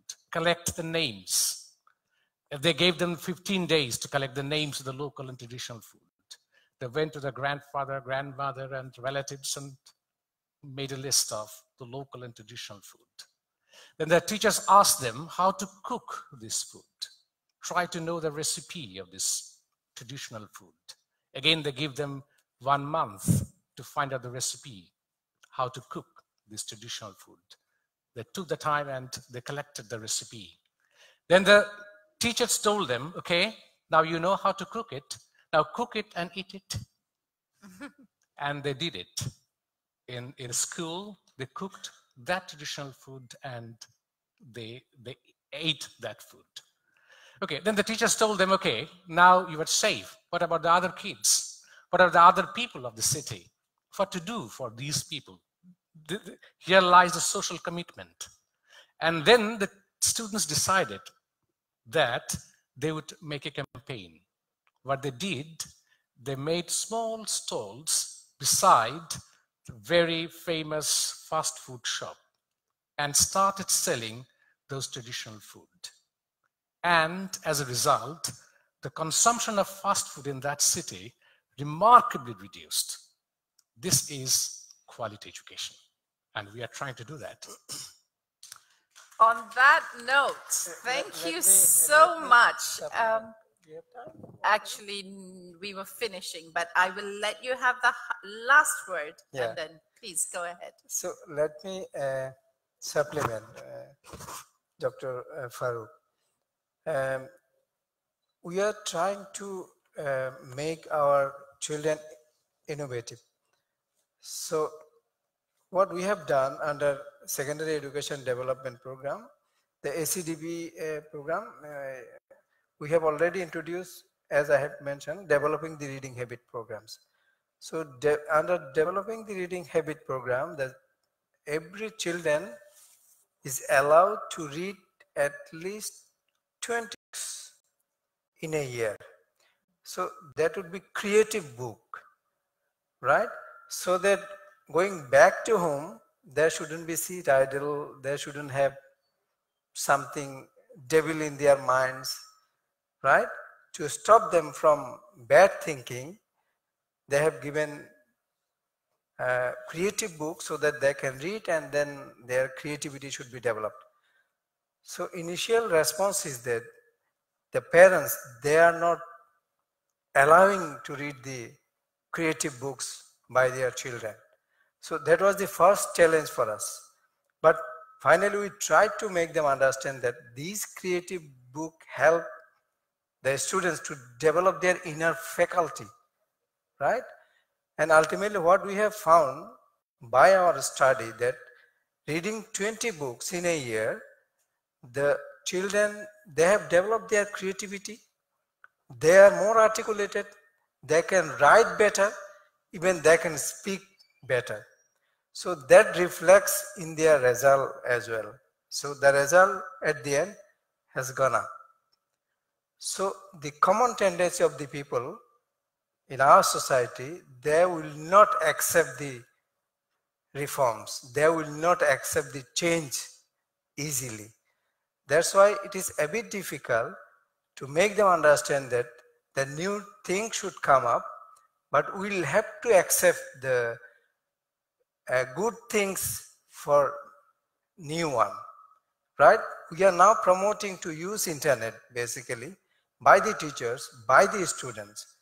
But to some extent, we are getting resistance from the teachers, from the parents. They think that their children should read textbook more than the other creative books and then spending their times playing or spending their time online. So that is basically the challenge for all of us. But finally, we can do that. We should overcome the challenges we have. Thank you. Thank you, Dr. Mahmoudul Haq.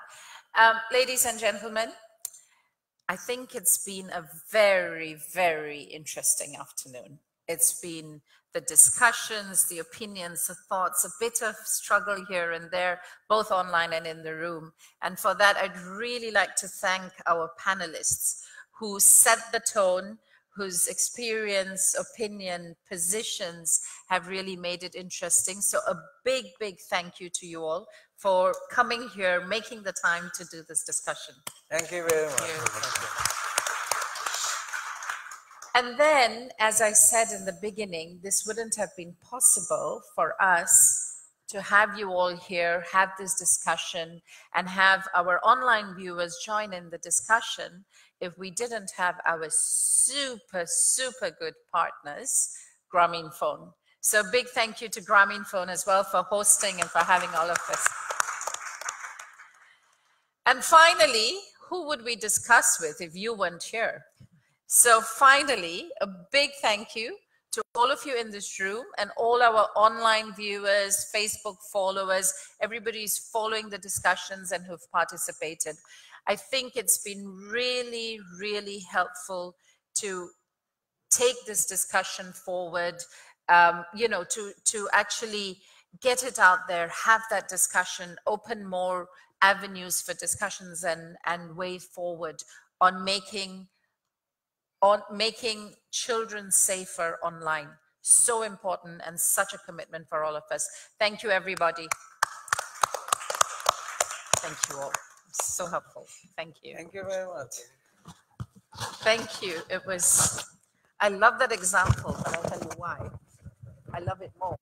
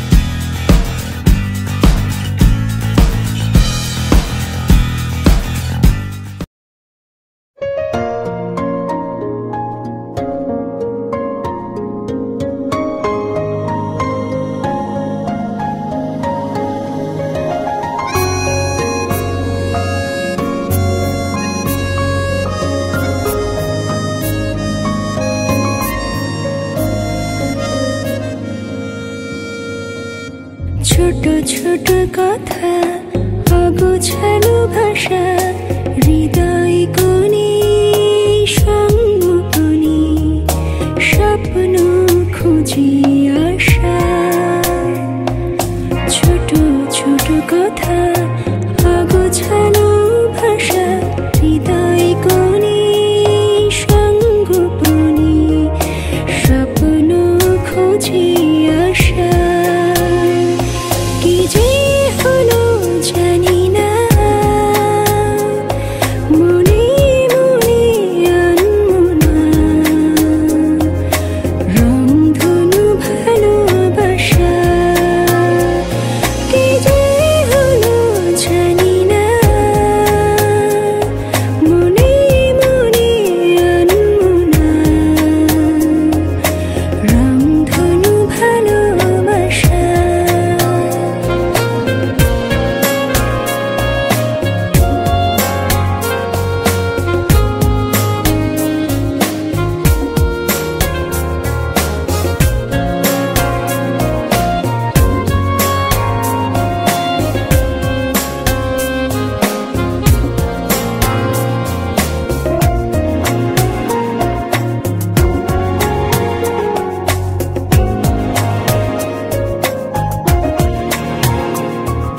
সুখ সুখ অনুভবে কি মায়া গুনগুন গুঞ্জরণে আবেগী হাত ছানি ডাকি সরায় স্বপ্নীল চোখের কোণে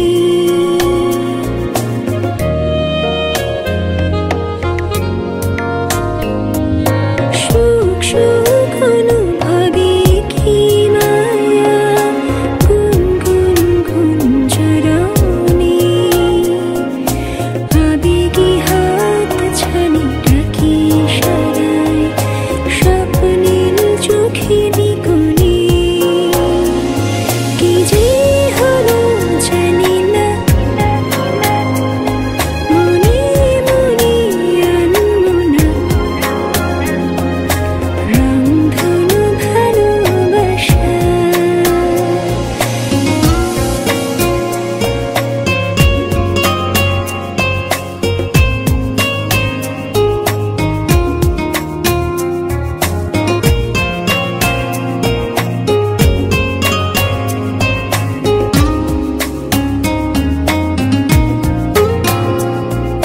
তুমি হেসে উঠলে সূর্য ওঠে আলো আলো যেন চারিধার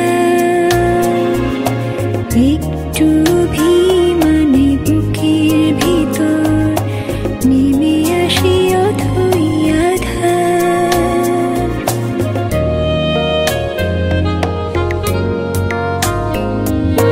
তুমি হেসে উঠলে সূর্য ওঠে আলো আলো যেন চারিধার একটু অভিমানে বুকের ভিতর নেমে আসে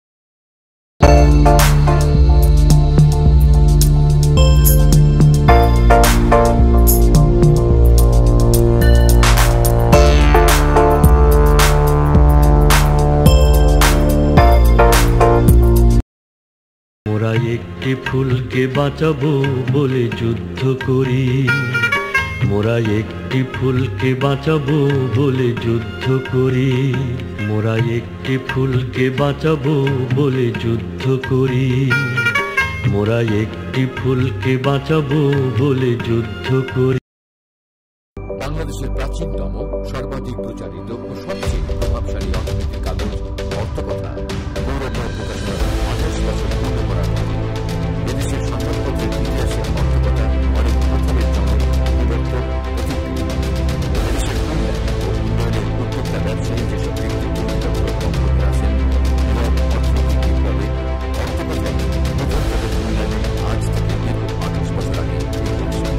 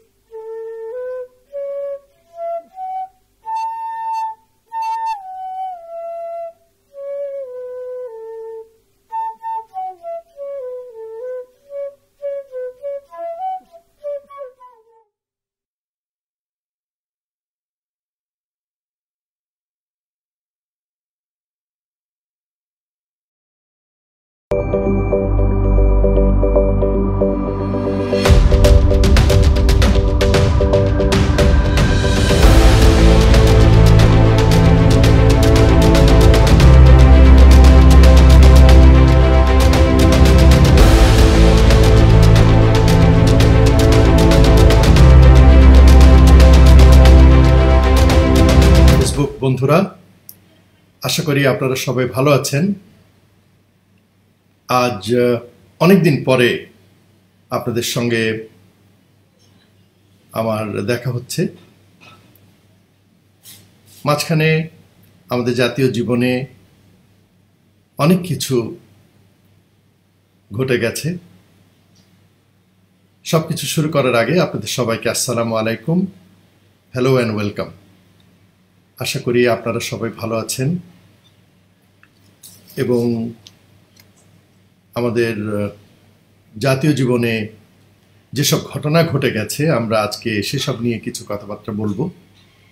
আর আমরা চেষ্টা করব যে আপনাদের প্রশ্নগুলোর যথাযথ জবাব দেওয়ার জন্যে। অনেকেই ইতিমধ্যে যোগ দিয়েছেন আমাদের সঙ্গে,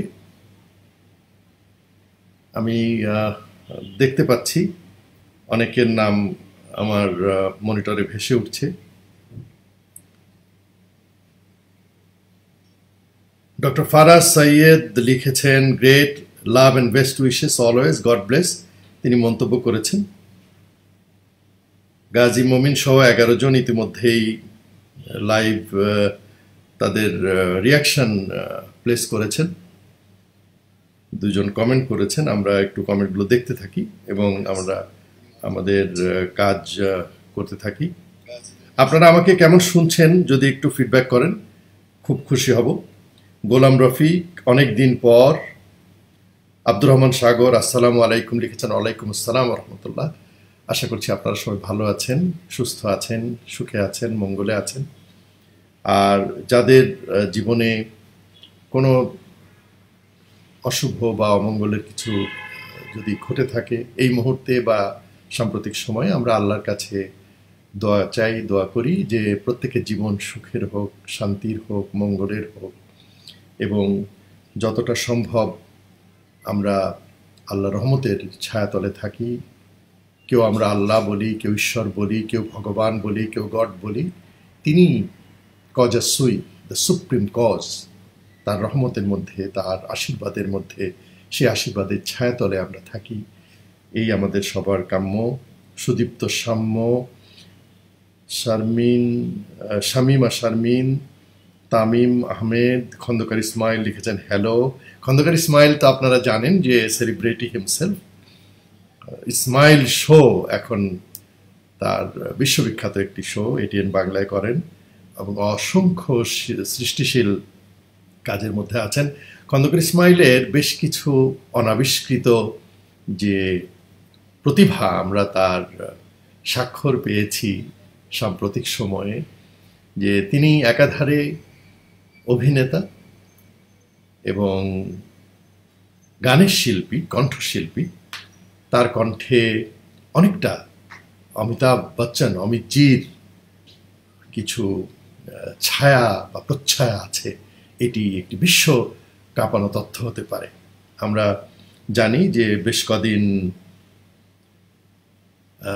পরিবারের সঙ্গে সময় কাটিয়ে আমাদের খন্দকার ইসমাইল মাত্র বাংলাদেশে, মাতৃভূমি বাংলাদেশে ফিরে এসেছেন। আর এই মুহূর্তে তিনি আমাদেরকে দেখছেনও মাতৃভূমি টেলিভিশন বা মাদারল্যান্ড টিভিতে। আপনারা সবাই দেখে থাকবেন যে আমাদের আজকের যে অনুষ্ঠানটি প্রচারিত হচ্ছে তা আমরা দেখছি, আপনারা দেখছেন মাদারল্যান্ড টিভির সৌজন্যে। আপনারা জানেন যে ভালো শুনতে পারছি লিখেছেন, খুব ভালো লাগছে স্যার। ইফতেখার আহমেদ নিপু লিখেছেন, শাকিল মঞ্জু লিখেছেন সালাম, শুভেচ্ছা। আপনাদের সবাইকে আমার আন্তরিক সালাম, শুভেচ্ছা, শুভকামনা এবং ভালো লাগা, ভালোবাসায় পূর্ণ থাকুক জীবন আপনাদের, এটি আমার সর্বোচ্চ কামনা। অনেকদিন পরে এলাম, কিন্তু একটা কথা আপনাদের বলে রাখতে চাই যে কখনোই কিন্তু আপনাদের কাছ থেকে আমি বিচ্ছিন্ন ছিলাম না, আপনারাও আমার কাছ থেকে বিচ্ছিন্ন ছিলেন না। প্রতিনিয়ত আমাদের দেখা হয়েছে ফেসবুক নামক এই প্ল্যাটফর্মে এবং এই প্ল্যাটফর্মটি আমাদের খুব কস্টলি একটি প্ল্যাটফর্ম। আপনারা জানেন যে আমাদের মনন, আমাদের চেতনা, চৈতন্য, আমাদের সময় সব কিছুর বিনিময়ে আমরা এই ফেসবুক প্ল্যাটফর্মটিকে লালন করে চলেছি। সুতরাং অনেক দামে কেনা এবং এই কারণে আমি একাধারে আমাদেরকেও ধন্যবাদ জানাই, আর এই প্ল্যাটফর্মটিকে আমাদের সামনে উপহার হিসেবে দেওয়ার জন্যে মার্ক জাকারবার্গকেও আমরা ধন্যবাদ জানাই। তো আসুন আমরা, একজন আমাকে লিখেছেন যে লাইভে আপনি অনিয়মিত কেন? লাইভে আমি অনিয়মিত, তার একটি প্রধান কারণ হচ্ছে যে আপনারা জানেন যে মাদারল্যান্ড টেলিভিশন নিয়ে আমরা এই মুহূর্তে আমরা কাজ করছি এবং ব্যাপক ব্যস্ততা আছে, এবং সেই ব্যস্ততার কারণে আমরা অনেক রেগুলার কাজের মধ্যে বা নিয়মিত কাজকর্মগুলো আমরা ঠিক করতে পারছি না। সেই কার্যক্রমের যখন আমরা একটি যৌক্তিক পরিণতির দিকে যাব, তখন আপনারা নিশ্চয়ই জানবেন যে কেন আমরা একটু অনিয়মিত ছিলাম ফেসবুক লাইভে। আমাকে একজন প্রশ্ন করেছেন, আমাদের নতুন অর্থমন্ত্রী সম্পর্কে আপনি কেমন আশাবাদী? আমি আসলে খুব আশাবাদী একজন মানুষ। তিনি নতুন, আমরা অনেক দিন ধরেই তাকে পরিকল্পনা মন্ত্রী রূপে দেখছি, এবং তিনি পরিকল্পনা মন্ত্রী হিসেবে যথেষ্ট ভালো কাজ করেছেন, এবং তার পুরস্কার হিসেবে সম্ভবত প্রধানমন্ত্রী শেখ হাসিনা তাকে একটি প্রাইজ পোস্টিং হিসেবে অর্থ মন্ত্রণালয়ে পদায়ন করেছেন। অর্থমন্ত্রীর কাজটি পরিকল্পনা মন্ত্রণালয়ের দায়িত্বে যিনি থাকেন তার চেয়ে অনেক কঠিন এই কারণে যে পরিকল্পনা মন্ত্রী অনেকটা নেপথ্যের নায়ক, আর অর্থমন্ত্রীকে প্রতিদিন সংগ্রাম করতে হয়।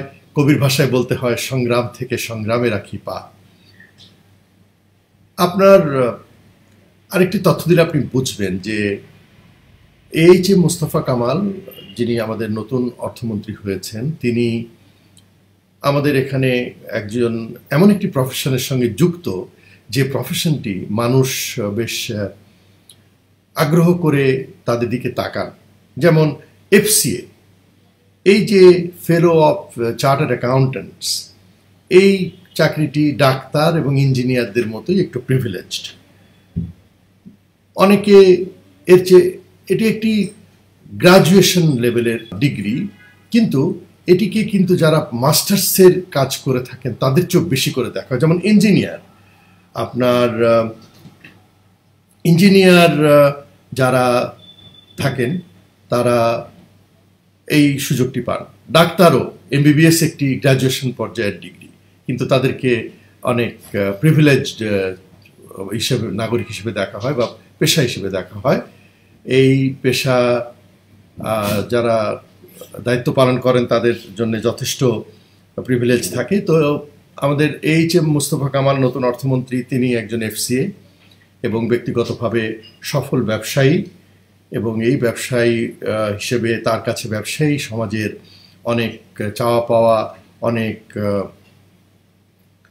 স্বপ্ন আকাঙ্ক্ষা আছে। যদিও আমাদের একটি কথা, আমাদের জন্য তা যতই আশ্চর্যের বা উইয়ার্ড ঠেকুক না কেন, আমাদের সব মন্ত্রণালয়ের দায়িত্ব পালন করতে হয় আমাদের প্রধানমন্ত্রী শেখ হাসিনাকে, এবং সব মন্ত্রণালয়ের যে দায় দায়িত্ব, সাফল্য ব্যর্থতা, তাও কিন্তু অনেকটা ওনাকেই বহন করে চলতে হয়। ফলে সরকার যদি সফল হয়, তার যেমন credit goes to prime minister Sheikh Hasina, এবং যদি কোথাও ব্যর্থতা থাকে তার জন্যে all discredits also go to herself. So let us not be that pessimistic. আমরা অপটিমিস্টিক থাকি, আশাবাদী থাকি যে তিনি ভালো করবেন। আমাদের সঙ্গে অনেক বন্ধু যোগ দিয়েছেন, অনেক বন্ধু কমেন্টস কলামে, আপনারা নিজেরাও অবশ্য সেটি দেখতে পাচ্ছেন যে অসংখ্য বন্ধু, কেউ দেখছে, কেউ ওয়াচিং, কেউ দেখছেন, কেউ মন্তব্য করছেন, কেউ প্রশ্ন পাঠাচ্ছেন। একজন লিখেছেন, মোহাম্মদ ইউসুফ শরীফ, দুবাই থেকে, আলহামদুলিল্লাহ, super looking, excellent presentation, lovely voice and wonderful background, keep it up. আলহামদুলিল্লাহ, থ্যাংক ইউ সো মাচ। আপনি আমাদের ইউসুফ শরীফ টিপু, তিনি এভিয়েশন ব্যবসায়ী, দুবাইতে থাকেন, আমার স্নেহভাজন বন্ধু বা বন্ধুভাজন স্নেহাস্পদ, যাই বলি না কেন। আপনারা সবাই খুব মুক্ত মনে যুক্ত হন যে স্লোগানটি আমি তৈরি করেছিলাম আমার এই ফেসবুক লাইভটি শুরু করার সময়, সেই কারণেই আপনাদের এত ভালো লাগে যে আপনারা অনেক মুক্ত মন নিয়ে দেখেন। অনেক সীমাবদ্ধ জলে সীমিত সবুজে আমাদের বসবাস অধিবাস, তারপরেও কিন্তু আমরা চেষ্টা করি যে যতটা সম্ভব আমরা ভালো করে কাজটি করার জন্যে। আপনারা আশা করি আমাদের মাদারল্যান্ড টিভি থেকে যখন আমরা সঠিকভাবে বা নিয়মিত সম্প্রচারে যাব, এখনও আমাদের পরীক্ষামূলক সম্প্রচার চলছে, আশা করি আপনারা সেটা খেয়াল করে থাকবেন হয়তো অনেকেই। আপনারা দেখুন, আপনাদের মতামত দিন, আপনাদের মতামতের উপরে আমরা অনেক পদক্ষেপ নিতে আমাদের জন্য সুবিধে হয়। অনেক বন্ধু ইতোমধ্যেই যোগ দিয়েছেন, দেখছেন। আমাদের রাশিয়া থেকে, রাশিয়ার 7টি, আগে আমি বলতে হবে যে এটি হচ্ছে যে বৃহত্তর রাশা, এখন তো আর ওটা CIS কান্ট্রিজ বলে, কয়েকটি দেশের তিনি রাষ্ট্রদূত, অ্যাম্বাসেডর মাসুদ মান্নান, উনি দেখছেন, এইমাত্র নোটিফিকেশন পেলাম। আব্দুল মমিন, মীর মুস্তাইন বিল্লাহ, হাফিজ রহমান, পান্না শিকদার, RT তমাল, মলয় চাকমা, জাহেরুল ইসলাম, ইয়াসমিন মুশারফ ভুঁইয়া। ইয়াসমিন ভাবি দেখছেন সুদূর ডিস্ট্রিক্ট অফ কলম্বিয়া, মানে ওয়াশিংটন DC, সেখান থেকে। তার জীবনসঙ্গী মুশারফ হোসেন ভুঁইয়া, সিনিয়র সেক্রেটারি, এই মুহূর্তে আমাদের সেখানে বিশ্বব্যাংকে আমাদের স্থায়ী প্রতিনিধি হিসেবে তিনি আছেন, অল্টারনেট ডিরেক্টর বলে এই পদবিটি। তারা এখন তাদের একটি পুত্র সন্তান আছে, তাদেরকে অবশ্য ঢাকায় এসে একটি থিঙ্ক ট্যাঙ্কের সঙ্গে কাজ করছে। যাই হোক, আমরা আমাদের দেশ বিদেশে ছড়িয়ে থাকা ব্যাপক সংখ্যক বন্ধুর উপস্থিতি টের পাচ্ছি। আপনাদের সবার প্রতি আমার খুব গভীর প্রণতি, ভালোবাসা। আপনাদের সবাইকে অনেক অনেক শুভেচ্ছা। আমার কাছে অনেকেই প্রশ্ন করছেন, অনেক বিষয়ে জানতে চাইছেন, তো আমি যেগুলো পার্টিনেন্ট বা এক্সপ্লিসিট মনে করছি সেগুলোর জবাব দেওয়ার চেষ্টা করছি আমার সীমিত যোগ্যতায়। আপনারা আপনাদের প্রশ্ন পাঠাতে পারেন। এর মধ্যে এগিয়ে যান, সফলতা কামনা করছি আমির উদ্দিন বিপু। বাংলাদেশের ছাত্র রাজনীতি নিয়ে কোনো টকশো হলে আশা করি আপনি ডাকবেন। রোসেন রোজিন, RT তমা লিখেছেন মাদারল্যান্ড টিভির জন্য শুভকামনা। আজকে আপনারা দেখছেন, আমরা এইটিকেও প্রচার করছি আমাদের মাদারল্যান্ড টিভির মাধ্যমেই, এবং সেটি আপনারা নিশ্চয়ই দেখতে পাচ্ছেন। আমাদের যে প্রচারটি হচ্ছে সেটির পর্দার ডান দিকে মাদারল্যান্ড টিভির লোগো শোভা পাচ্ছে, অর্থাৎ এটি মাদারল্যান্ড টিভির একটি প্রোডাকশন হিসেবে আপনাদের কাছে যাচ্ছে। আপনারা অন্যান্য প্রশ্ন পাঠাতে থাকুন, আমি আমার সাধ্যমতো জবাব দেওয়ার চেষ্টা করব। ইতিমধ্যে আমরা একটু নির্বাচন নিয়ে কথা বলি। আমার সঙ্গে যখন ফেসবুক লাইভের কথা এসেছে, তখন এর মধ্যে একটা শুভেচ্ছা একটু কনভে করি আপনাদের। ফজলে কাইয়ুম, তিনি নিউ ইয়র্কের, এই শীতার্ত নিউ ইয়র্ক থেকে এই মুহূর্তে লিখছেন যে আসসালামু আলাইকুম, চমৎকার শুনতে এবং দেখতে পাচ্ছি, আপনার চমৎকার প্রেজেন্টেশন, অনেক শুভকামনা। উনি আমার মুরব্বী, তাকে আমার সালাম, শুভেচ্ছা এবং শুভকামনা তার জন্যেও। এই খুবই শীত পড়ছে এই মুহূর্তে নিউ ইয়র্কে, আপনারা জানেন। সবাই ভালো থাকুন, সুস্থ থাকুন। সুস্থতা সম্পর্কে আল্লাহ সুবহানাহু ওয়া তাআলা একদিন হযরত মুসা কালিমুল্লাহ, যার সঙ্গে তিনি কালাম বিনিময় করতেন, এই কারণে ওনার নামের শেষে কালিমুল্লাহ নাম হচ্ছে, আলাপ করছিলেন। তো সেই আলাপের সারাংশ হচ্ছে যে আল্লাহর কাছে চাওয়ার মতো সবচেয়ে বড় যে নিয়ামত সেটি হচ্ছে সুস্বাস্থ্য। আমরা বিশ্বময় আমাদের যত বন্ধু আছেন, আমাদের যত শুভাকাঙ্ক্ষী আছেন, আমাদের যত দর্শক আছেন, শ্রোতা আছেন, সবার জন্য আমরা কামনা করি যে আপনারা সুস্বাস্থ্য আপনাদের সঙ্গে থাকুক। যে প্রশ্নটি একজন করলেন একটু আগে, যে আমি রাজনীতি নিয়ে কথা বলতে চাচ্ছিলাম। সবচেয়ে বড় রাজনৈতিক বিষয়টি ইতোমধ্যে আমাদের জীবনে ঘটেছে, সেটি হচ্ছে যে আমাদের এখানে নির্বাচন হয়ে গেছে, সাধারণ নির্বাচন হয়ে গেছে। সেই সাধারণ নির্বাচনটি আপনার আওয়ামী লীগ নেতৃত্বাধীন জোট, মহাজোট, তারা নিরঙ্কুশ সংখ্যাগরিষ্ঠতারও বেশি ফলাফল নিয়ে জয়লাভ করেছে, এবং আপনারা জানেন যে এত বড় ভিক্টরির পরেও প্রধানমন্ত্রী শেখ হাসিনার নির্দেশে সেই নির্বাচনের কোনো উচ্ছ্বাস আনন্দ বা এই জাতীয় কিছু প্রকাশ করা হয়নি এবং মিছিল বা অন্যের প্রতি কোনো হিংসা বিদ্বেষ প্রকাশ কিংবা প্রভুত্ব সৃষ্টির কোনো প্রয়াস তিনি করতে নিষেধ করে রেখেছেন। সেটি হবে না, করা হবে না। শুধুমাত্র আগামীকাল অর্থাৎ শনিবার একটি মহাসমাবেশ হবে, খুব স্বাভাবিক। এত বড় একটি বিজয় কোনো ধরনের সেলিব্রেট না করলে সেটি তো আর রাজনৈতিক দল হয় না, এক ধরনের শোক দল বলবে লোকে হয়তো। আমরা সেটিকে আমরা এর সঙ্গে সহমর্মী এবং এর সঙ্গে আমরা এক ধরনের মানসিক অংশগ্রহণও আমাদের হয়তো আছে, কারণ শনিবার অপেক্ষাকৃত কম ট্রাফিকের দিন, সেই দিন বেছে নিয়েছে আওয়ামী লীগ তার বিজয় উদযাপনের জন্যে, মহাসমাবেশের জন্যে। সেটি আশা করি যে অবশ্যই এই একটি ভালো ওয়েল থট ডিসিশন। সাজ্জাদ করিম ভাই লিখছেন, Rana, this is Syed Sajjadul Karim Kabul from Jessore, says something about our banking system. Can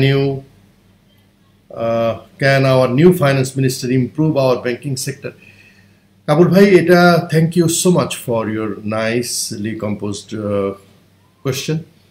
আমি একটু আগে ওনার সম্পর্কে বলেছি যে being planning minister is a different ball game all together, because সেটি হচ্ছে যে পরিকল্পনা করার এবং পরিকল্পনার সঙ্গে আমাদের ডেভেলপমেন্ট পার্টনার্সদের যে অংশগ্রহণগুলো থাকে সেগুলো নিয়ে কাজ করার একটা ব্যাপার থাকে। কিন্তু অর্থমন্ত্রী হচ্ছে প্রতিদিন যুদ্ধ করেন এমন একটা জায়গা, এটি তাকে এদেশের মূল্যস্ফীতির দিকে খেয়াল রাখতে হয়, শেয়ার বাজারের দিকে খেয়াল রাখতে হয়, বিমা সেক্টরের দিকে খেয়াল রাখতে হয়, সেই খাতুনগঞ্জের দিকে খেয়াল রাখতে হয়, আমাদের চকবাজারের দিকে খেয়াল রাখতে হয়, বেনাপোল স্থলবন্দরের দিকে খেয়াল করতে হয়, জাতীয় রাজস্বের আহরণের দিকে খেয়াল রাখতে হয়, আমাদের মাথাপিছু ঋণের দিকে খেয়াল রাখতে হয়, ব্যাংকিং সিস্টেমের কে লুট করে নিয়ে যাচ্ছে সেদিক থেকে খেয়াল রাখতে হয়, ব্যাংকিং খাতের সব বড় বড় প্লেয়াররা এখন সিঙ্কিং, অনেকটা ডুবন্ত, সেদিকে খেয়াল রাখতে হয়। So it's a hell of a lot of job, it's a hell of a big responsibility on someone's shoulder, and that is A.H.M. Mustafa Kamal at this moment. It's very difficult to ascertain or difficult to go for a sweeping comment right at this moment, because this is so little time we have passed right after the election যে এখনই এটার সম্পর্কে এই ধরনের কোনো মতামত রাখার আসলে সময় হয়নি বলে আমি নিশ্চিত। তারপরেও আমি আরেকবার দোহরাচ্ছি কিংবা রেটারেট করছি যে যেহেতু তিনি এফসিএ, এই প্রফেশনটি, এই সার্টিফিকেশনটি এক ধরনের প্রিভিলেজড আমাদের সমাজে, ডাক্তার, ইঞ্জিনিয়ার এবং এফসিএ বা এফসিএমেরা, তিনি হয়তো ভালো করবেন। আমি মনে করি যে আমাদের আশাবাদ থাকলো, শুভাশিস থাকলো, শুভকামনা থাকলো। A.H.M. মুস্তফা কামাল নর্মালি আমাদের বা সাধারণত আমাদের মন্ত্রী শান্ত্রীদের নিয়ে দুর্নীতির অভিযোগ থাকে, নেপোটিজম স্বজনপ্রীতির অভিযোগ থাকে, আমাদের নানা ধরনের অনিয়মের অভিযোগ থাকে। A.H.M. মুস্তফা কামাল অবশ্যই এর একটু অফ ট্র্যাকের একজন মানুষ। তিনি বাইরে অবস্থান করে কিন্তু কাজ করছেন, তার ব্যাপারে অন্তত আমাদের প্রধানমন্ত্রী শেখ হাসিনাকে কখনো বিব্রত হতে হয়নি। এটি আমি মনে করি যে এরকম একটি ইম্পর্টেন্ট, এরকম একটি জরুরি জনগুরুত্ব সম্পন্ন পদবীর মধ্যে থেকে আমাদের প্রধানমন্ত্রীর জন্যে যে তিনি কোনো বিব্রতকর অবস্থা তৈরি করেননি পরিকল্পনা মন্ত্রী হিসেবে, সেটি তো কম অর্জন নয়। তিনি সফল হন, আরও সাফল্যের মুকুট, তার মুকুটে আরও সাফল্যের পালক যুক্ত হোক, আমরা সেটি কামনা করি। তিনি হয়তো ভালোই করবেন এরকম আশাবাদ আমিও পোষণ করি এবং আপনারাও অনেকে পোষণ করছেন। আমি আমার কমেন্টস ইনবক্সে দেখতে পাচ্ছি, কমেন্ট বক্সে দেখতে পাচ্ছি। আপনার রাজনৈতিক বিষয় নিয়ে কথা বলবার জন্য আমরা কিছু অনুরোধ পেয়েছি। অবশ্যই রাজনীতি এমন একটি ব্যাপার যে আমাদের এমন একটি বিষয়, এমন একটি প্রকরণ, এমন একটি প্রসঙ্গ অনুষঙ্গ যা বাঙালি চরিত্র কে দখল করে রেখেছে একটা বিরাট বিশাল বিশাল অংশে। আমাদের যে ভাই রিক্সা চালিয়ে তার দিন যাপন করেন, যে ভাই আমাদের চায়ের দোকানদারি করেন, যে বোনটি গার্মেন্টসের কর্মিষ্ঠ শ্রমজীবী, যে গৃহবধূটি বেশ কয়েকজন সন্তান লালন পালন করতে গিয়ে অনেকটাই জেরবার অবস্থা, অথচ তাকে যদি আপনি কখনো বলেন যে এই রাজনীতি নিয়ে কিছুক্ষণ কথা বলতে, উনি একদম বিশেষজ্ঞের মতো কথা বলতে পারবেন। এটি আমি বিশ্বে আর কোথাও ঘটে কিনা বা ঘটেছে কিনা আমি ডাউট। এটা সত্যি, এটা বিরাট একটা মানে বিশাল ব্যাপার। আমরা খেয়াল করে থাকবো যে সত্যি আমাদের এই দেশে মানুষ খুব রাজনীতি সচেতন এবং রাজনীতি প্রিয়ও বটে। তো আমি নিজেও তার বাইরে নই। আমি যেহেতু এদেশেরই একজন সন্তান, এদেশের নাগরিক, আপনাদের স্নেহাশিস পাওয়া একজন সৌভাগ্যবান মানুষ, রাজনীতি নিয়ে কথা বলছিলাম যে অনেকেই বলেছে যে রাজনীতির এই যে সর্বোচ্চ প্রকাশ যে নির্বাচন, এই নির্বাচনটি নিয়ে আমি যেন একটু কথা বলি, আলোকপাত করি। নির্বাচনটি নিয়ে এখনো কিছু কিছু কথাবার্তা আমরা শুনছি। আমাদের এখানে থিঙ্ক ট্যাঙ্ক হিসেবে পরিচিত আছে টিআইবি, তারা বলেছে যে এখানে কিছু অনিয়ম হয়েছে, বেশ কিছু অনিয়ম হয়েছে ইত্যাদি ইত্যাদি। ওয়ার্ল্ডের অধিকাংশ মিডিয়ায় এই নির্বাচনকে পজিটিভ নোশনে দেখেছে। দু একটি মিডিয়াতে একটু বিতর্কের সৃষ্টি করার চেষ্টা হয়েছে বা হচ্ছে।